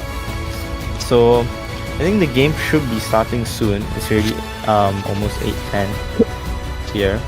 So we shall see. When the screen, you know, cuts.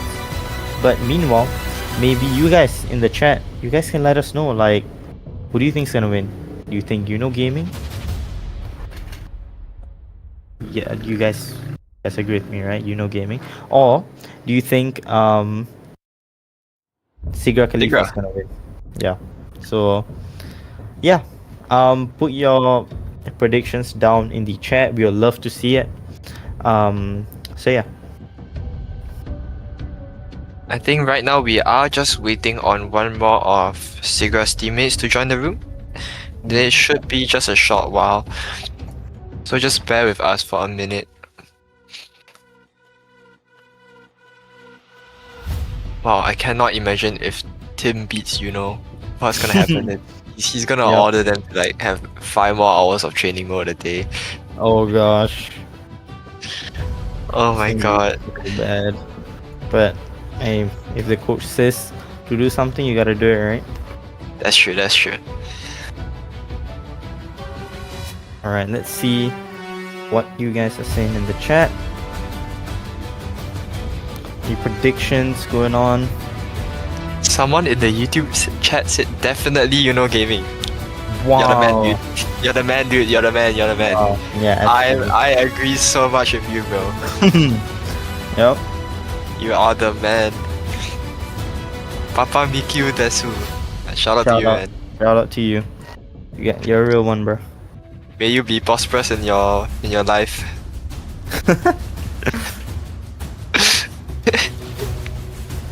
Alright. Come on, let the game begin. I want to see this. It's Yeah, I wanna see Why this do too, you I wanna see this gaming? too. Actually, from the start, I thought Yuno Gaming would be streamed as one of the last teams because they are in Group D, but they decided to change the format up a little today. okay. Not really sure why, but it's a good thing. Now we don't have to wait for Group D to show Alright. the stream. Man, Novio in chat say let's go Novio. Good luck, Novio. Good luck, the Good luck team. Novio. Good luck Yuno. Good luck Yuno. Yeah, Good luck guys. Yuno Gaming. Love you guys.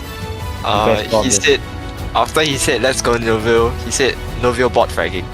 No. Don't Where's worry. the faith, man? You're not bot frag. You were top frag. Yes. All of you will drop like 50 kills. If you drop 50 kills, I'll pay you $5. Each? I don't know about each. Okay, whoever drops 50 kills, tell the team that. Ooh. Imagine they actually do it. Oh no, I'm gonna be broke, dude. It's $25 down the drain. Yeah, sadly. Wow, you guys got this, dude. Noville bot fragging, I've never heard of such a thing. You know? He can't bot frag. He's just too good. It's like physically impossible for him to bot frag. Yep. I mean, anyway, I don't think bot fragging matters, you know, especially when it comes to Yeah, hard that's point. true. You know, it's just not the number of kills doesn't count. It's the quality of the kills. It's when you get the kills. It's where you get the kills. Mm. Right, right. Yeah. So I would That's prefer if my bot frag killed like 5 of them at one time, then my top frag just getting 1 kill here and there, 2 kills over here and there. Yeah. Right. Cause that bot frag play, that one play is just gonna get me so many points, so much value. Right, right. Yeah. Cause he, Noville said, "Trust, bro. If I don't bot frag, I will do 10 push-ups." Shouldn't it be the other way around, Noville? Oh, Should it God. be if you bot frag, you should do 10 push-ups, dude? What's the faith? Come on, Novi, you got this.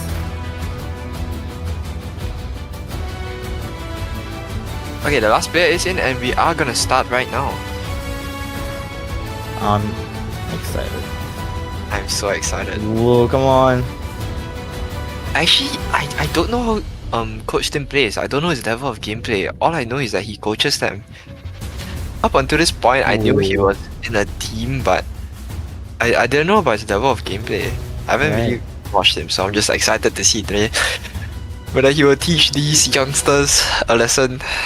Or We'll is he an unk? Is he an unk? Yep.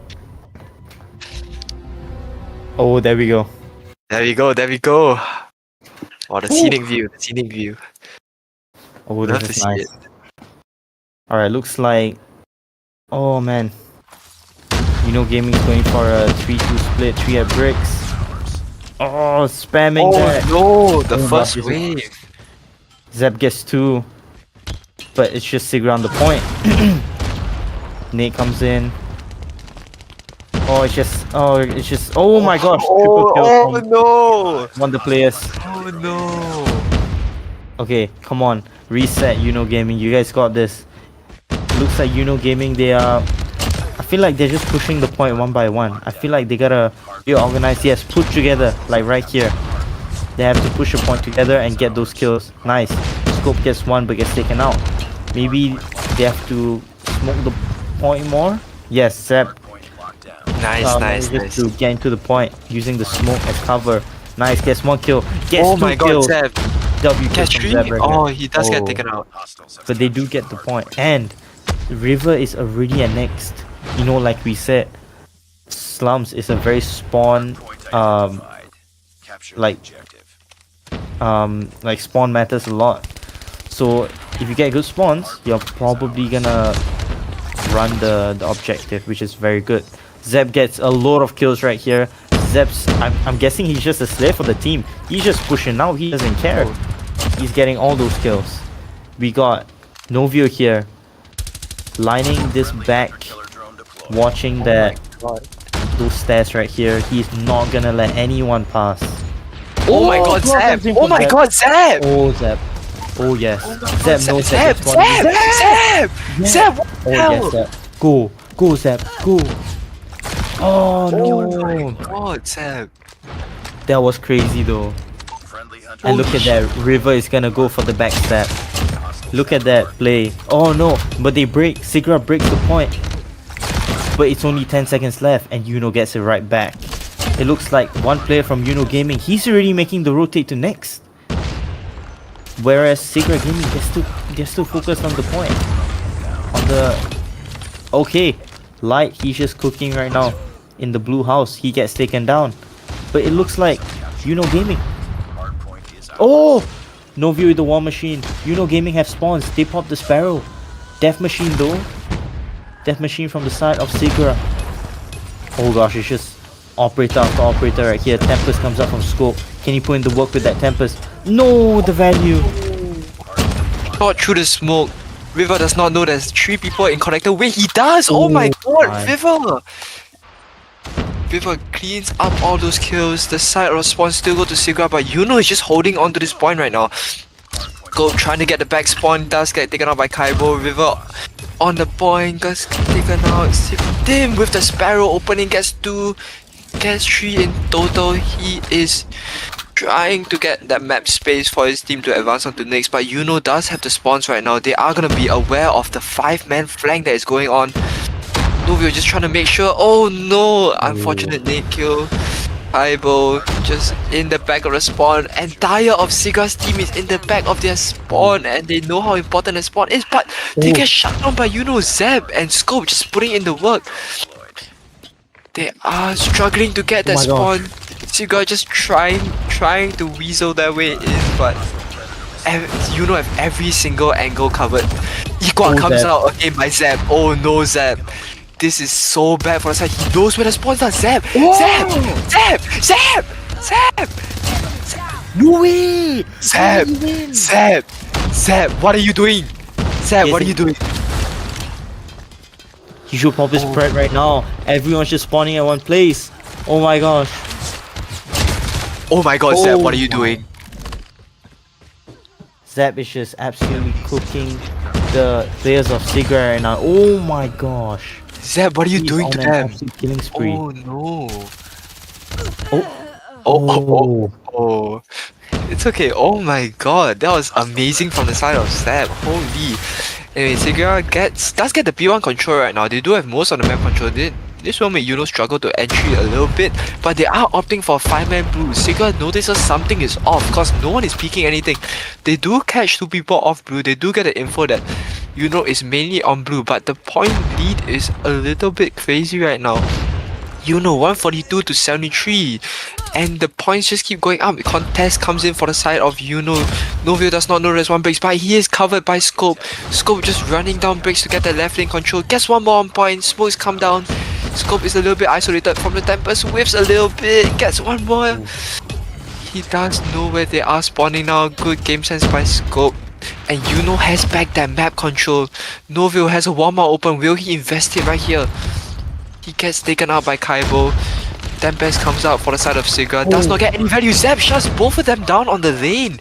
Just putting in the work today. Wow, Zeb EMP is for the side of cooking. I know. Oh my god, Zeb. You are the match MVP right now. 39 kills already. This guy is insane. 169 to 82. Sigra just forced to fight for that 1 last second of scrap. Oh no. River out holding down the long as always. Novio with the warm up. Oh, DM shutdown. 2 shutdown. 3 shutdown. 4. Wait. Oh no. You could have gotten so much. Why didn't those land? Pharaoh comes out, but he gets taken down. It's just, oh my gosh, yeah. Oh, it's so crazy right now. The push comes in from Sigra, but he gets taken down. I feel like they need more backup on the point. I feel like they have to start pushing out. Yes, and they do. Back up his team. Yes. Sigra goes down. 1 more player goes down. They're all spawning blue. And Zeb with the equalizer. Again. Zeb with the equal again. He backs out. That's a good call from Zeb. And he gets 2 more. Oh, yes, Zeb. Oh my god, Zeb. Oh my god, Zeb. Zeb, chill. Zeb, what are you doing to them? Oh. Zeb, that's your coach, Zeb. Zeb, that's your coach. Oh my god. This guy is going ham. Oh goodness. Death Machine does come out for the side of Yuno. Only gets 1 kill though. But they do deny the entry onto the B3. Scope out with the Tempest. Scope with the entry as well. He's getting all the important kills for his team. Unaware that there's 4 connector right now. He could be in a tight spot here. He gets 1. He gets taken out. Sigra gets the point. There is a Tempest coming in for connector. Gets 1 kill on the fridge. Does not know there's 1 behind him. Can he get killed? Oh, Scope with the double kill. Yuno retains back control and the spawns. Sigra just forced to re-entry and entry and entry and again endless waves of enemies, and the Equa only gets 1 kill. Oh no! Light, what was that? Suck with the 2 kills. Novio Wow, this punches is- someone. Oh my god, this is just a massacre. The entire leaderboard is blue. I think Yuno just woke up after that first point. Definitely. I mean, it's just popping off. Oh my gosh, scope. Can you get one more?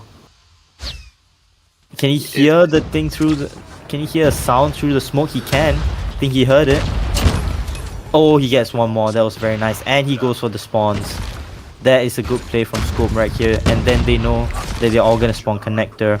And now, the operators come out for the side of Sigra. It's gonna be a very hard point to play, point to break for the side of Yuno Gaming. But let's see what they can do. Death Machine runs out. It's gonna be up to gunfights right now. We can see here, I think Yuno Gaming, they are setting up for a 3-man push from Bricks. Novio with his War Machine, is he gonna pop it right now? I think he should. To break, oh gosh, the guy Grey Van down. Can he get one more? He can. Oh, 8 seconds on the point. I think Novio saving his War Machine for P1. Oh, Tempest comes out for the side of Sigra, but he only gets one. He gets two, and the point is just being contested right now.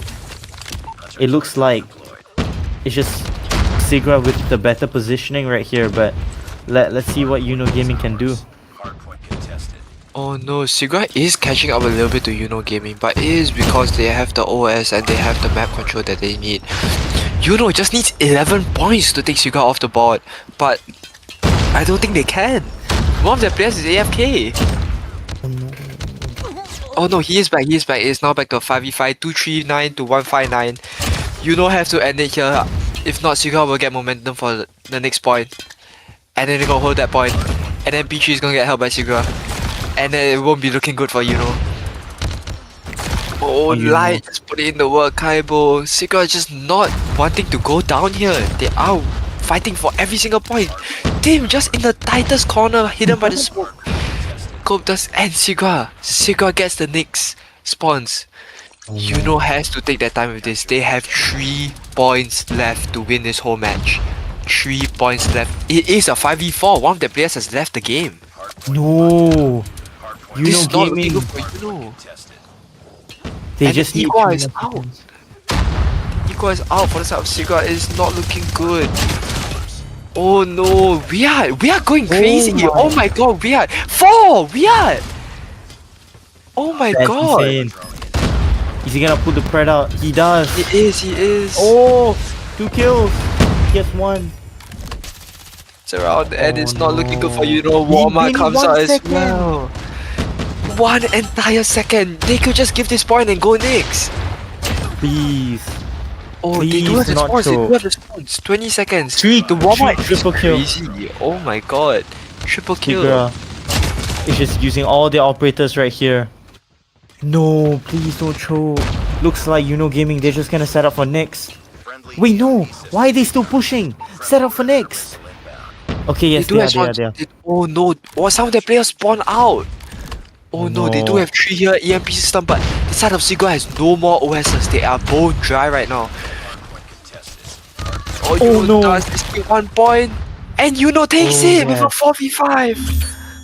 Oh my Oh. god, that was so close.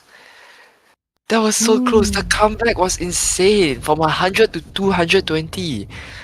That was That is scary. outrageous. What happened to one of Yuno's players? Oh man. They Oh my almost God. choked that. They almost did. But Zeb, every time he opened his OS, it was a murder spree. Yeah.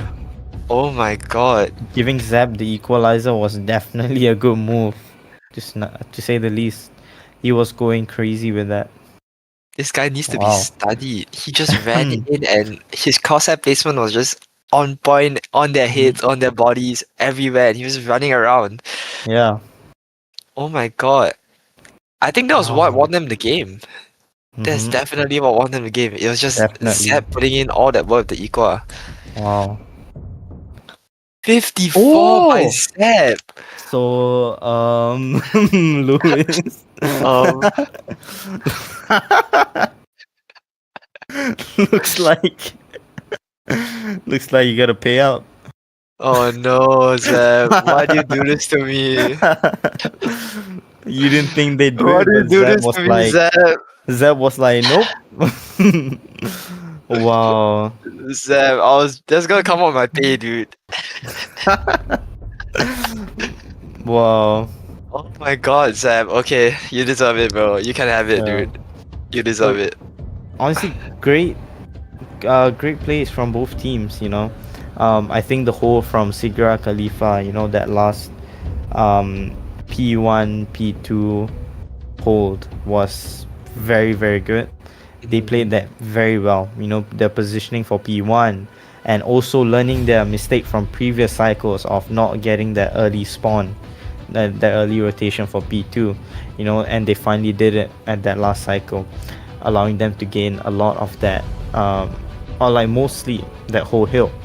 So I think that was good from them, but unfortunately it was just a bit too late, and Gaming was able to finish the game. That's true, that's true.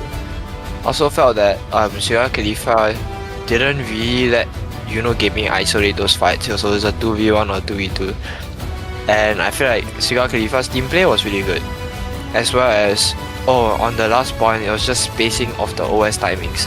So first the equalizer came out. Then it was the death machine. Then it was the warmer. Oh no, that was the warmer, then it was the death machine. And it was just OS and then OS and then OS just holding the points, and that didn't give Yuno any space to fight back. Right. But it was because of this investment that they didn't have any OS left for P3, and they were just forced to give the win for the last point. Wow. Man, that was a good game. It was. Wow. Oh my god. Someone clip Zeb's clips. Yeah, that was. Oh He my needs goodness. to submit that. You need to submit that, Zeb. Yeah.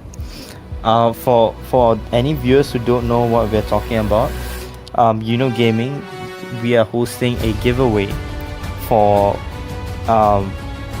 players, the top 3 players whose highlights are submitted on the Gaming Discord. So yeah, and each player is gonna get like 10 SGD. So anyway, now we are on to the second game, which is Kuruhana SND. Now this is Gaming's map pick. So yeah, it seems like Gaming it will be maybe winning this game. Oh sorry. Producers have said that it is Sigra's map pick, so my apologies. But yeah, nonetheless, Gaming is very experienced in this map. So yeah, I think they have a pretty good chance of winning this. But I don't know. This being Sigra's map pick, and Coach Tim also knowing that Gaming is very experienced in this map.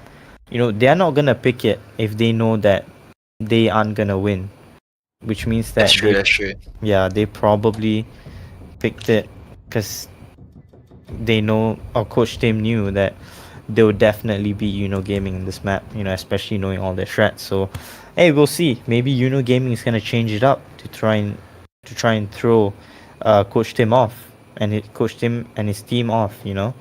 That would be a cool strat. That's up to Novio, the team captain, what he decides. Yeah, we'll see. We'll see what plays they make, and yeah, I hope there's gonna be those cool snipes again. Oh yeah. Always Kato. yeah. Remember Kato? Oh my gosh, Kato. Did he hit like a, what was his clip again? It was a How did it 3-man go? with the kilo, and then he slid out and killed the guy on the head glitch. Yeah. Oh, okay, I remember that. Yeah. Yesterday while I was casting his team, he got an ace with a 3-line rifle on S&D. What? Okay, Yeah. I may have It to was watch that insane. back. I have to watch that back then. Wow, that's crazy. This guy cannot be real, bro. Wow. He's just using the off-meta weapons. I think he's just giving himself a challenge. And he's still cooking. Like, Yeah. that's insane. Imagine him with a Tundra. Wow. Oh, alright, so I think the game will begin very shortly. Yeah, I mean, I expect. Ooh, what do you think the score will be? Oh, from just now's match, it was so close. But I mean, it wasn't really close until Suga started picking up the momentum. You know, Mhm.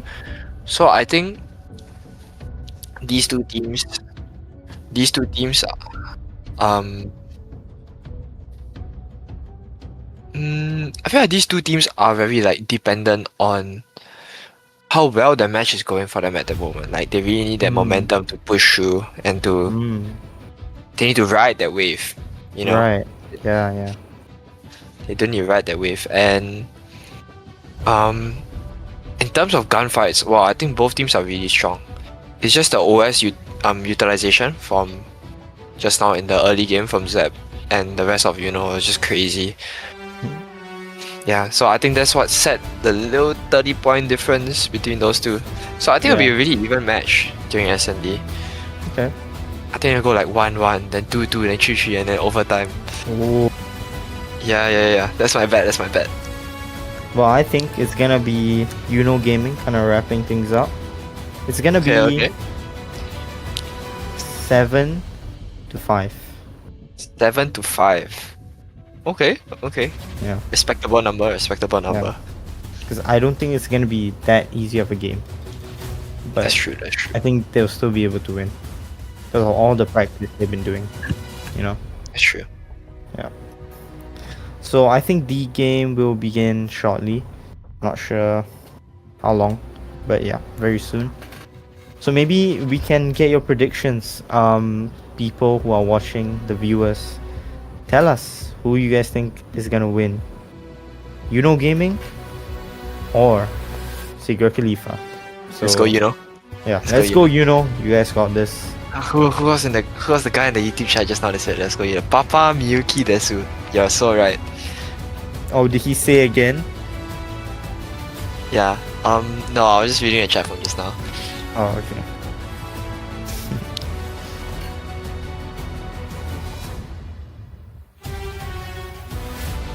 Alright. Let's see.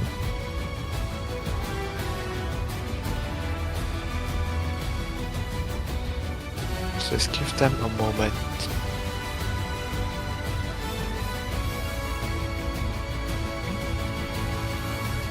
Oh, you know what?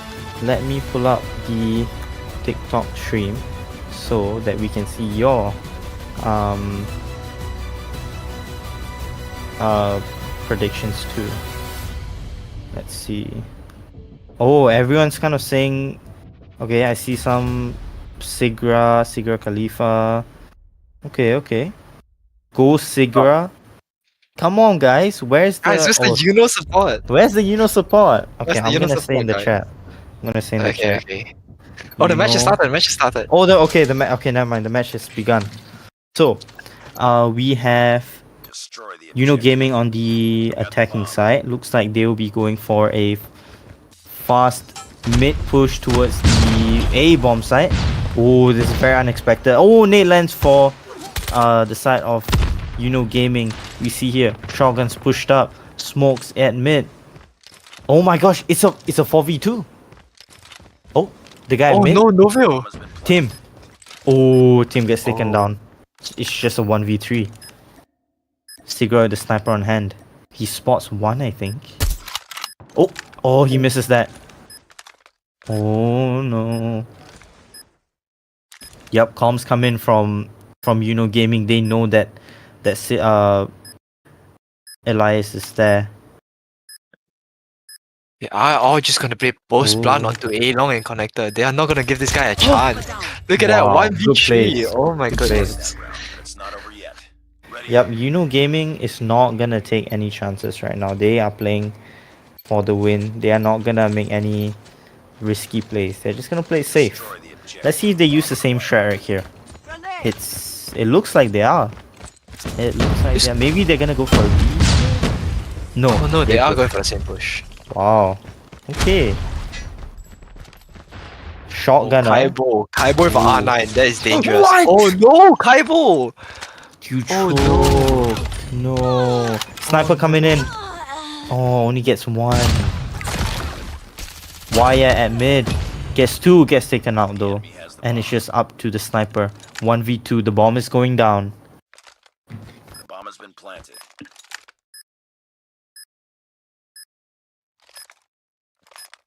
Like, just looking to find a few pixels from Yuno. He did see that they have crossed, but there's nothing he can really do about it. Their bomb is down and they are just gonna play post plant onto A long. Zeb! Oh my god, Zeb just stands up and annihilates this man. Ready up. Not And even a chance. 2-0 right now to Sigra and Yuno. These has been pretty close rounds. It's a 3v1, it's a 2v1. And I think Yuno's aggressive playstyle is really, really paying off for them. And wow! No one on B! oh no, Sigra Gaming has unfortunately not predicted the play here from Yuno correctly. It seems Sigra, they kind of know that Yuno Gaming, or they suspect that Yuno Gaming's pushing A, and looks like they are repositioning, throwing flashbangs and all that. Oh gosh, how are they going to play this? Okay, I think Sigra Gaming is just opting for the fast 4-man push from the front with one person flanking at mid. Connector. The guy at connector gets taken down, unfortunately. It's just yellow in the chat. Oh, it's just yellow in the kill feed. No! Oh! It's all up to Light and he gets taken down. Wow. But it's not over yet. Ready That up. was a high risk, high reward play by, I think, Coach Tim, situating his team entirely on B, just banking on the hope that Defend the objective. Yuno would switch up the play a little bit and go for A instead.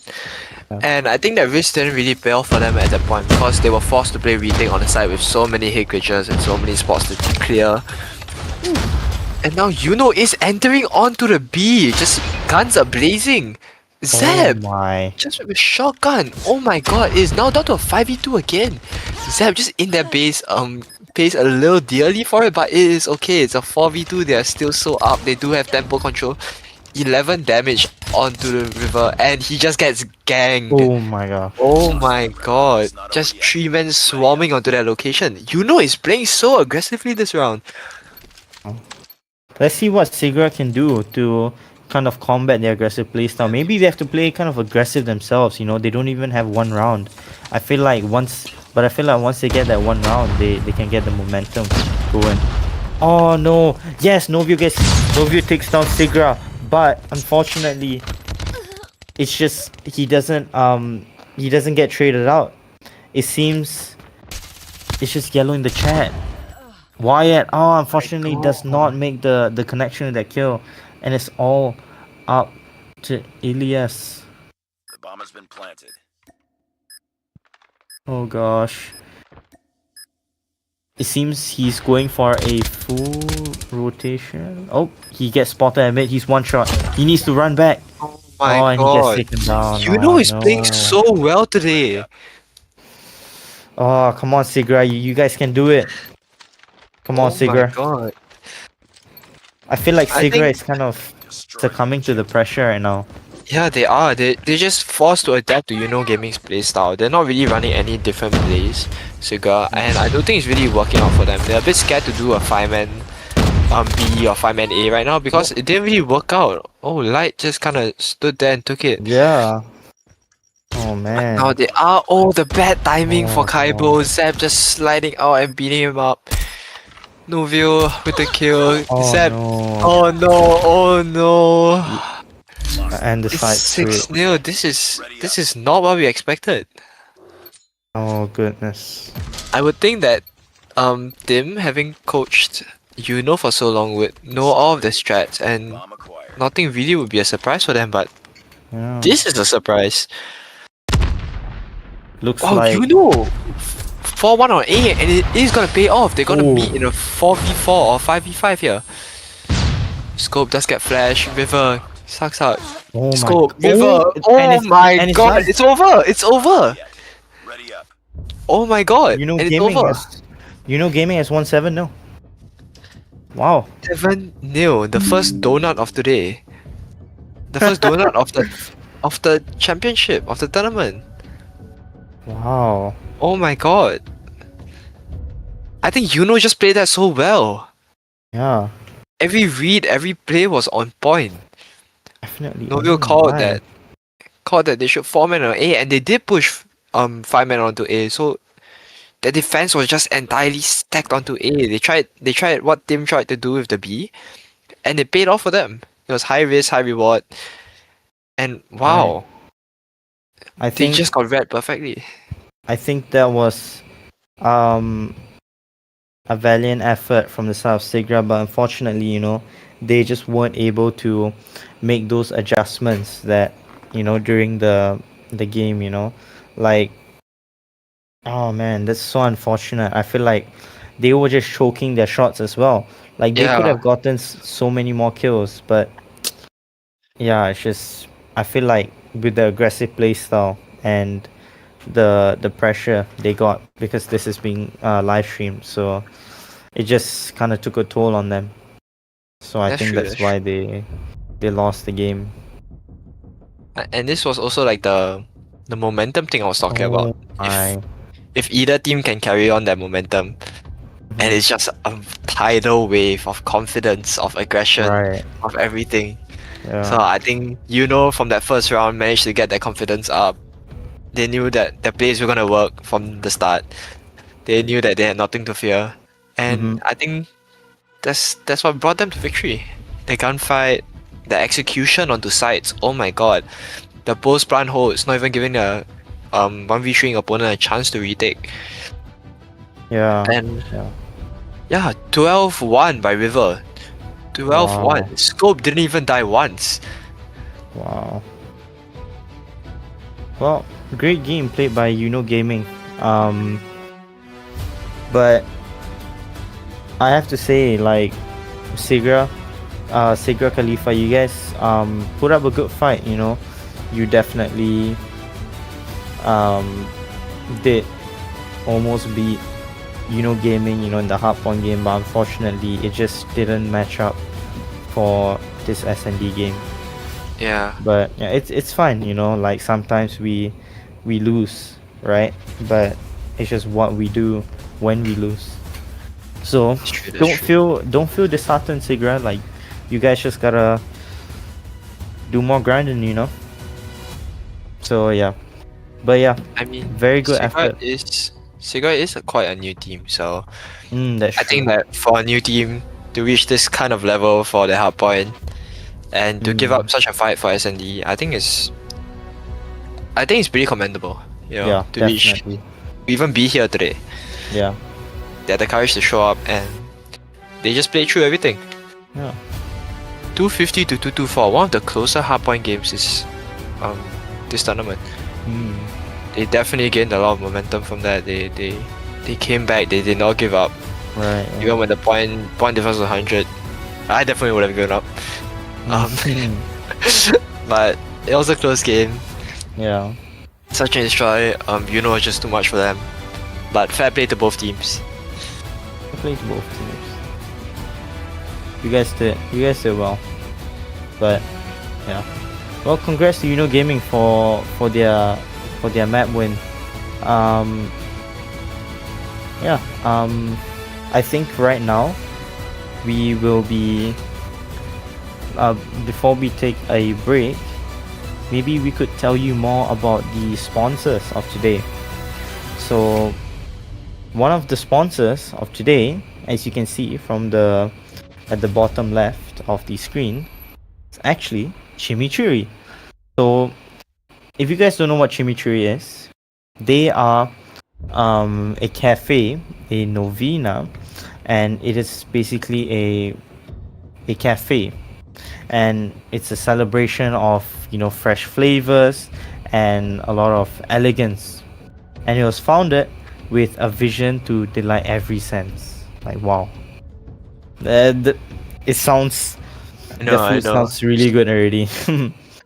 And they also offer a very curated menu, so which blends comfort with creativity, and where every dish also tells a very meaningful story. So I think you guys should definitely check out Chimichurri.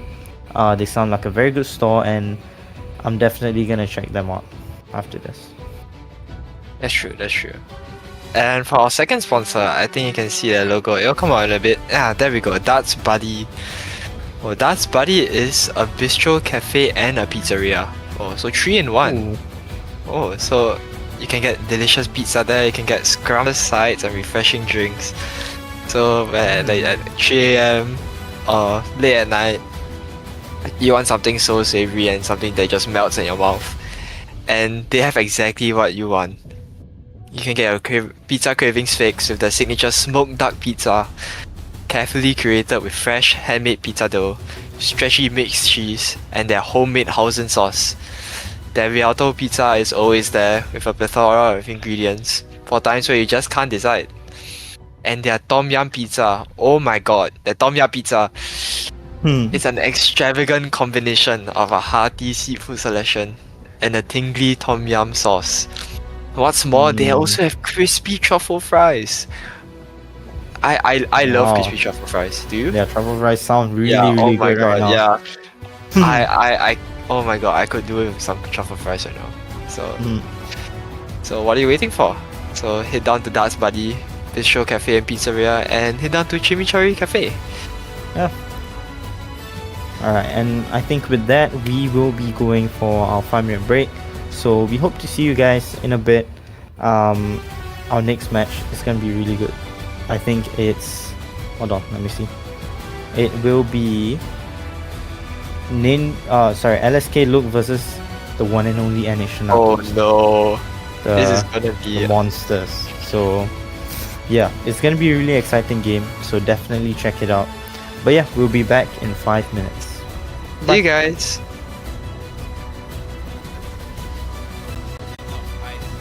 Casting wasn't really my first choice. I did casting because a friend of mine that worked at ESL, he told me, "Hey man, I got a slot for casting. Could you do me a favor? You want to try it out?" I was like, "All right, sure."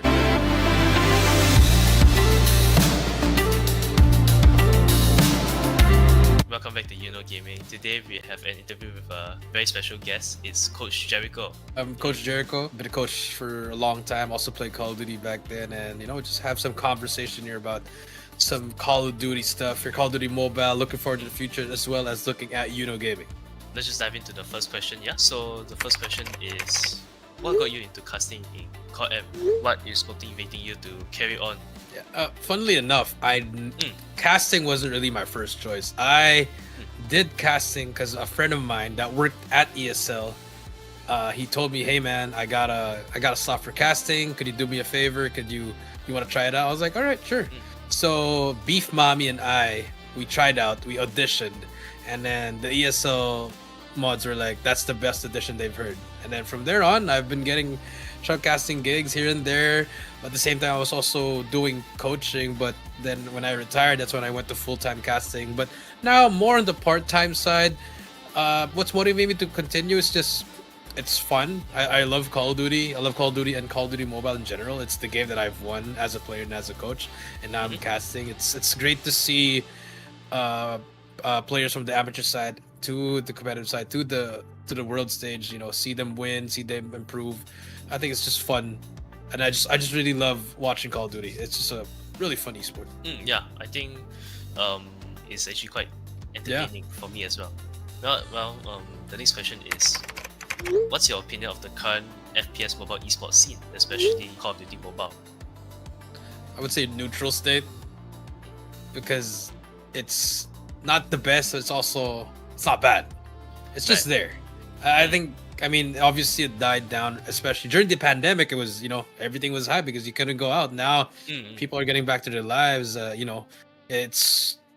will die down because people have their own lives. I have my own life too. So I think it's just in a neutral scene, especially for COD M. I think they just got to restructure everything. I think have more transparency with everyone, saying like, "Hey, this is our roadmap. This is what we're gonna do for this year," so that everyone has an idea that, hey, we're going to practice for a year. We have this set of tournaments, just like in a different game. Let's say in Valorant, they show their year end and then their next season, what's gonna happen, how do you get in, this and that. So, it's for the community. They have a connection with the community. I think that's what Right. CODM has to have a connection with the community, and there's gonna be hope from any game in mobile. I think it has hope.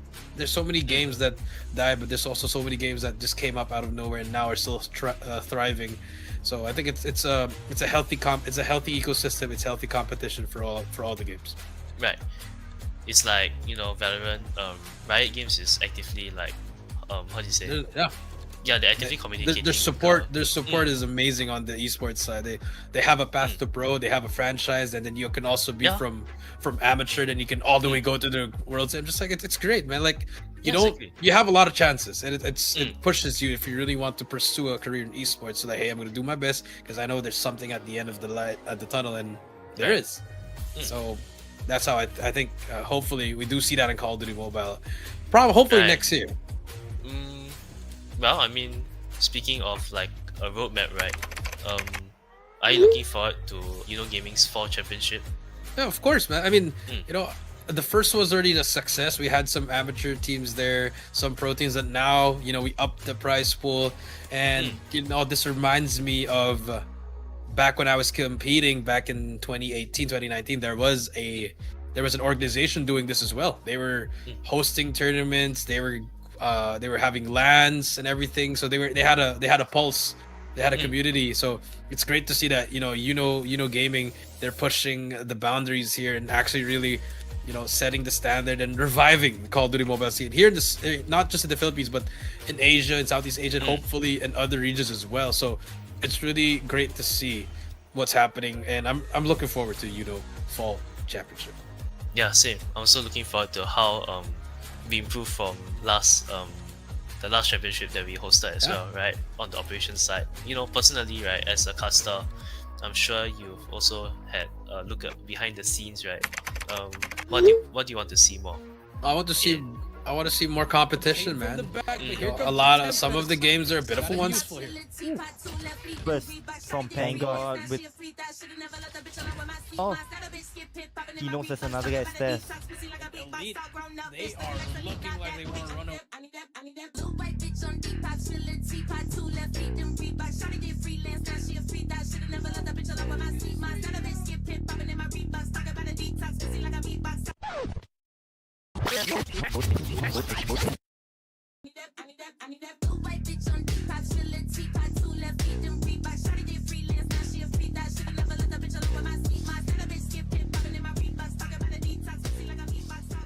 Ladies and gentlemen, welcome to the Yuno Fall Championship 2025. 16 elite teams, one region, one dream. To claim the title of Yuno Fall Champion and take home the glory, the bragging rights, and a share of our $520 prize pool. These teams have fought their way here from local scrims to the regional stage, and now they're about to go head-to-head in an esports battlefield where only the best will survive. The stakes, $220 for first place, $115 for second, $80 for third, and $55 for the fourth place. There's more. Awards have come to the stage. The MVP or best player of the tournament will receive a bonus, $20. But now the public has a say. The Underdog Team Award, subjected to the public. The team with the most votes shall receive $30. Voting will be conducted on our Discord server. Make sure to join it. Now, let's talk about how this championship unfolds, because this is no ordinary form. We're kicking off with the group stage, where all 16 teams are divided into 4 groups: A, B, C, and D.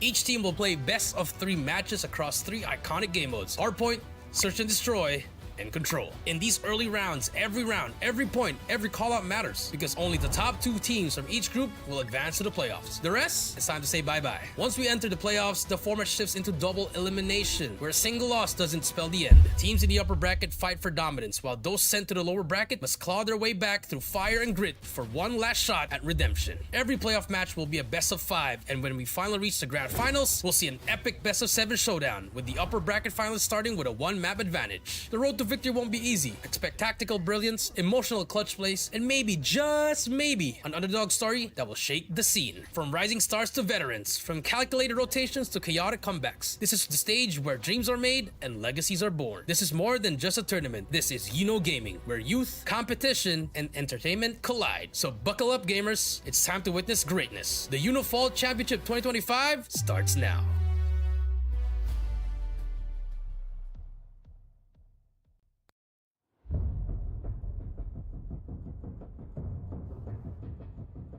Welcome back. Welcome back. Hello. So, do you want to talk about that 7-0 on SND earlier? Yeah, that was crazy. I didn't expect there to be a 7-0, but yeah, it happened, and I'm glad I was there to see it. That's Right? true. That's true. Yeah. Um, So now maybe we can talk about the game that's coming up.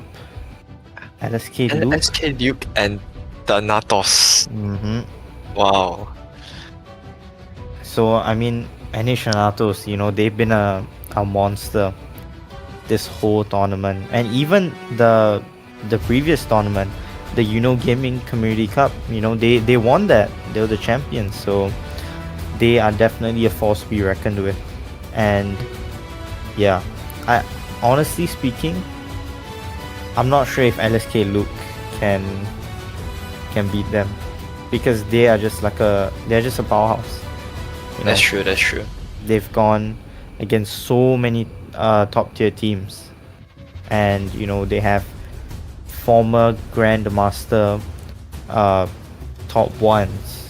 Oh no, sorry, top twos, top threes. Yeah. So yeah, it's not really looking good for LSK Luke right now, but you never know, I guess. They got this. They got this. I believe in them. Mm-hmm. I believe in LSK. I mean, yesterday against day one, Ninja fought Thanatos. Ninja put up quite a fight in hardpoint.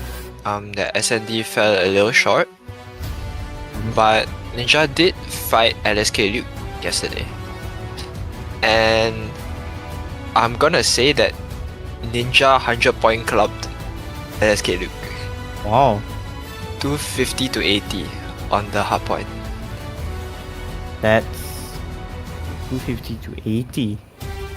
Yeah, the SND was a little closer. Nowhere as near as what happened on hardpoint. I think it was 7 to something. I can't quite remember, but it was a fight. It was a fight. Ninja ended up taking it 2-0. But Yeah. I still have high hopes for LSK. I still have high hopes for LSK. I feel like they do have it in them. I've seen the plays yesterday. They just needed a little bit more of the team coordination. Didn't really manage to utilize their OS fully. The timings were a little bit off. And hopefully they gather these mistakes. They had a day to look back on their gameplay. They had a day to prepare. But one day might not be enough to fight against these demons. Yeah. These guys they're just too good. Let's go into the group stage, like just a recap. For group stage C, we're gonna have Scary, Elite S7, Insanity, and BLX Revelations. We just saw Elite S7 and Insanity play in the first matchup. And then for Group D, we will have Visuals Esports, Yuno Gaming, Secret Khalifa, and Tier 1. And we just saw Yuno Gaming and Secret Khalifa play. So now we will be having the Group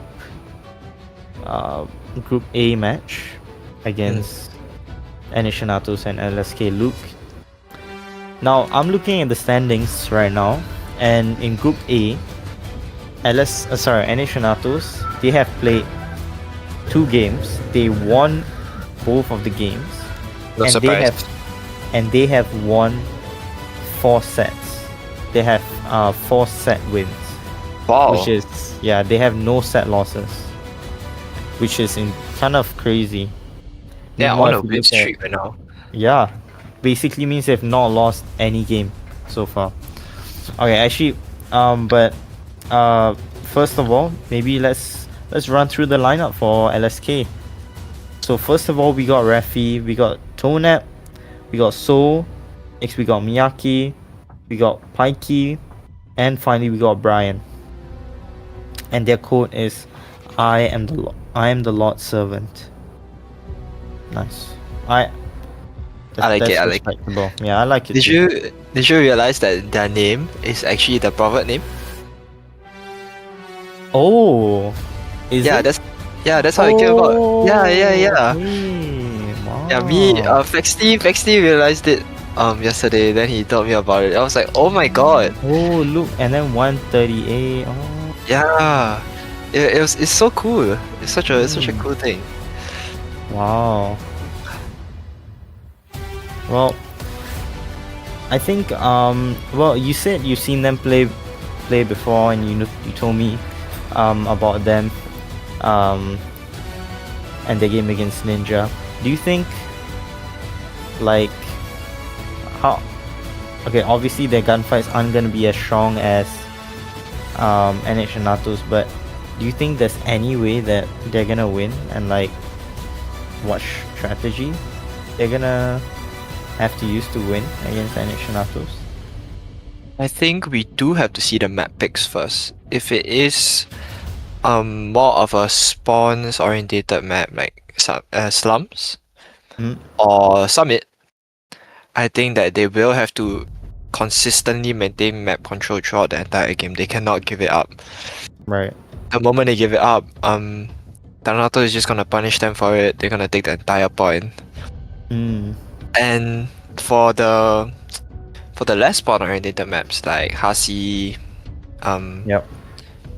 and Apok, actually Apok can be a little difficult if you do not have the spawns. You can only really break into point if you have good gunfights or you have good OS utilization. So Right. I think that's what LSK really needs right now. Right. They really need their OS to push through. They need their Warmars, their Tempest, their Death Machine to shine. Really, like Zeb just now, Zeb earlier with the Yeah. equalizer. They need someone like that. They need someone running to the spawn, shutting down the entire of Thanatos. Right. Yeah. Alright, so now let's take a look at NH Thanatos' lineup. We have Freezy, AG, Gurk, Rex, Risky, and Senji. So all pretty well-known players. All played in the top leagues before. They played in Garena Masters. We can see Risky, he was part of Omega.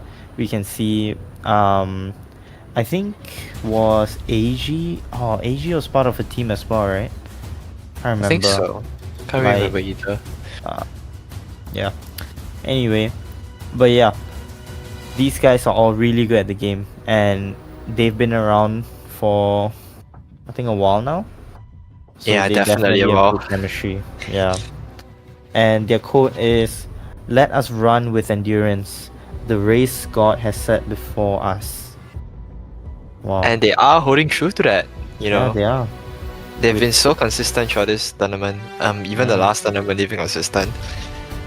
Wow. And yeah, they're really just running that race. You know, Yeah. and they are leading. They are are that- leading.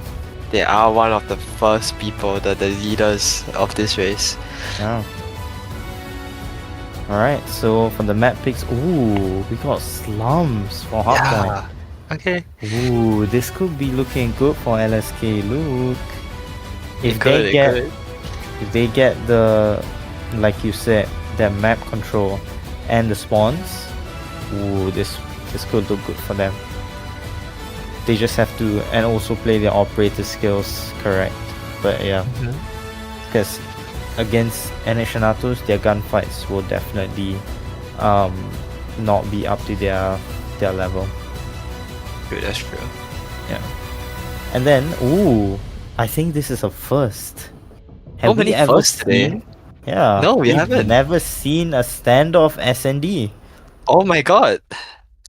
So this is going to be a first.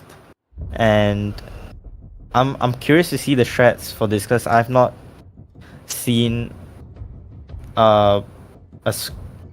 people play this map in a long time. Probably ever since like me watching, the World Champs clips. Yeah, it's been a long time. So I'm excited to see what the players can do. I didn't even know standoff was still in the map pool. I thought they removed it, but apparently This not. map is ancient, dude.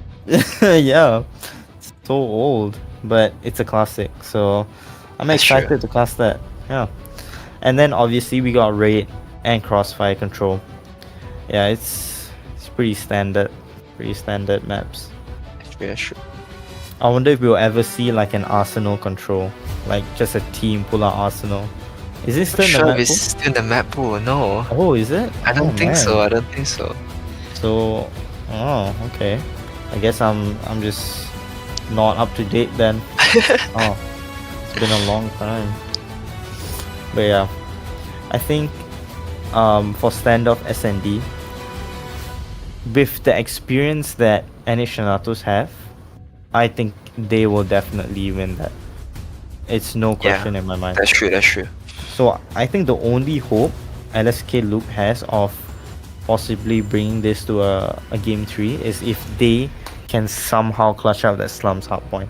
And it is their map pick too, so yeah, I mean, we can only hope that they can kind of clutch it up.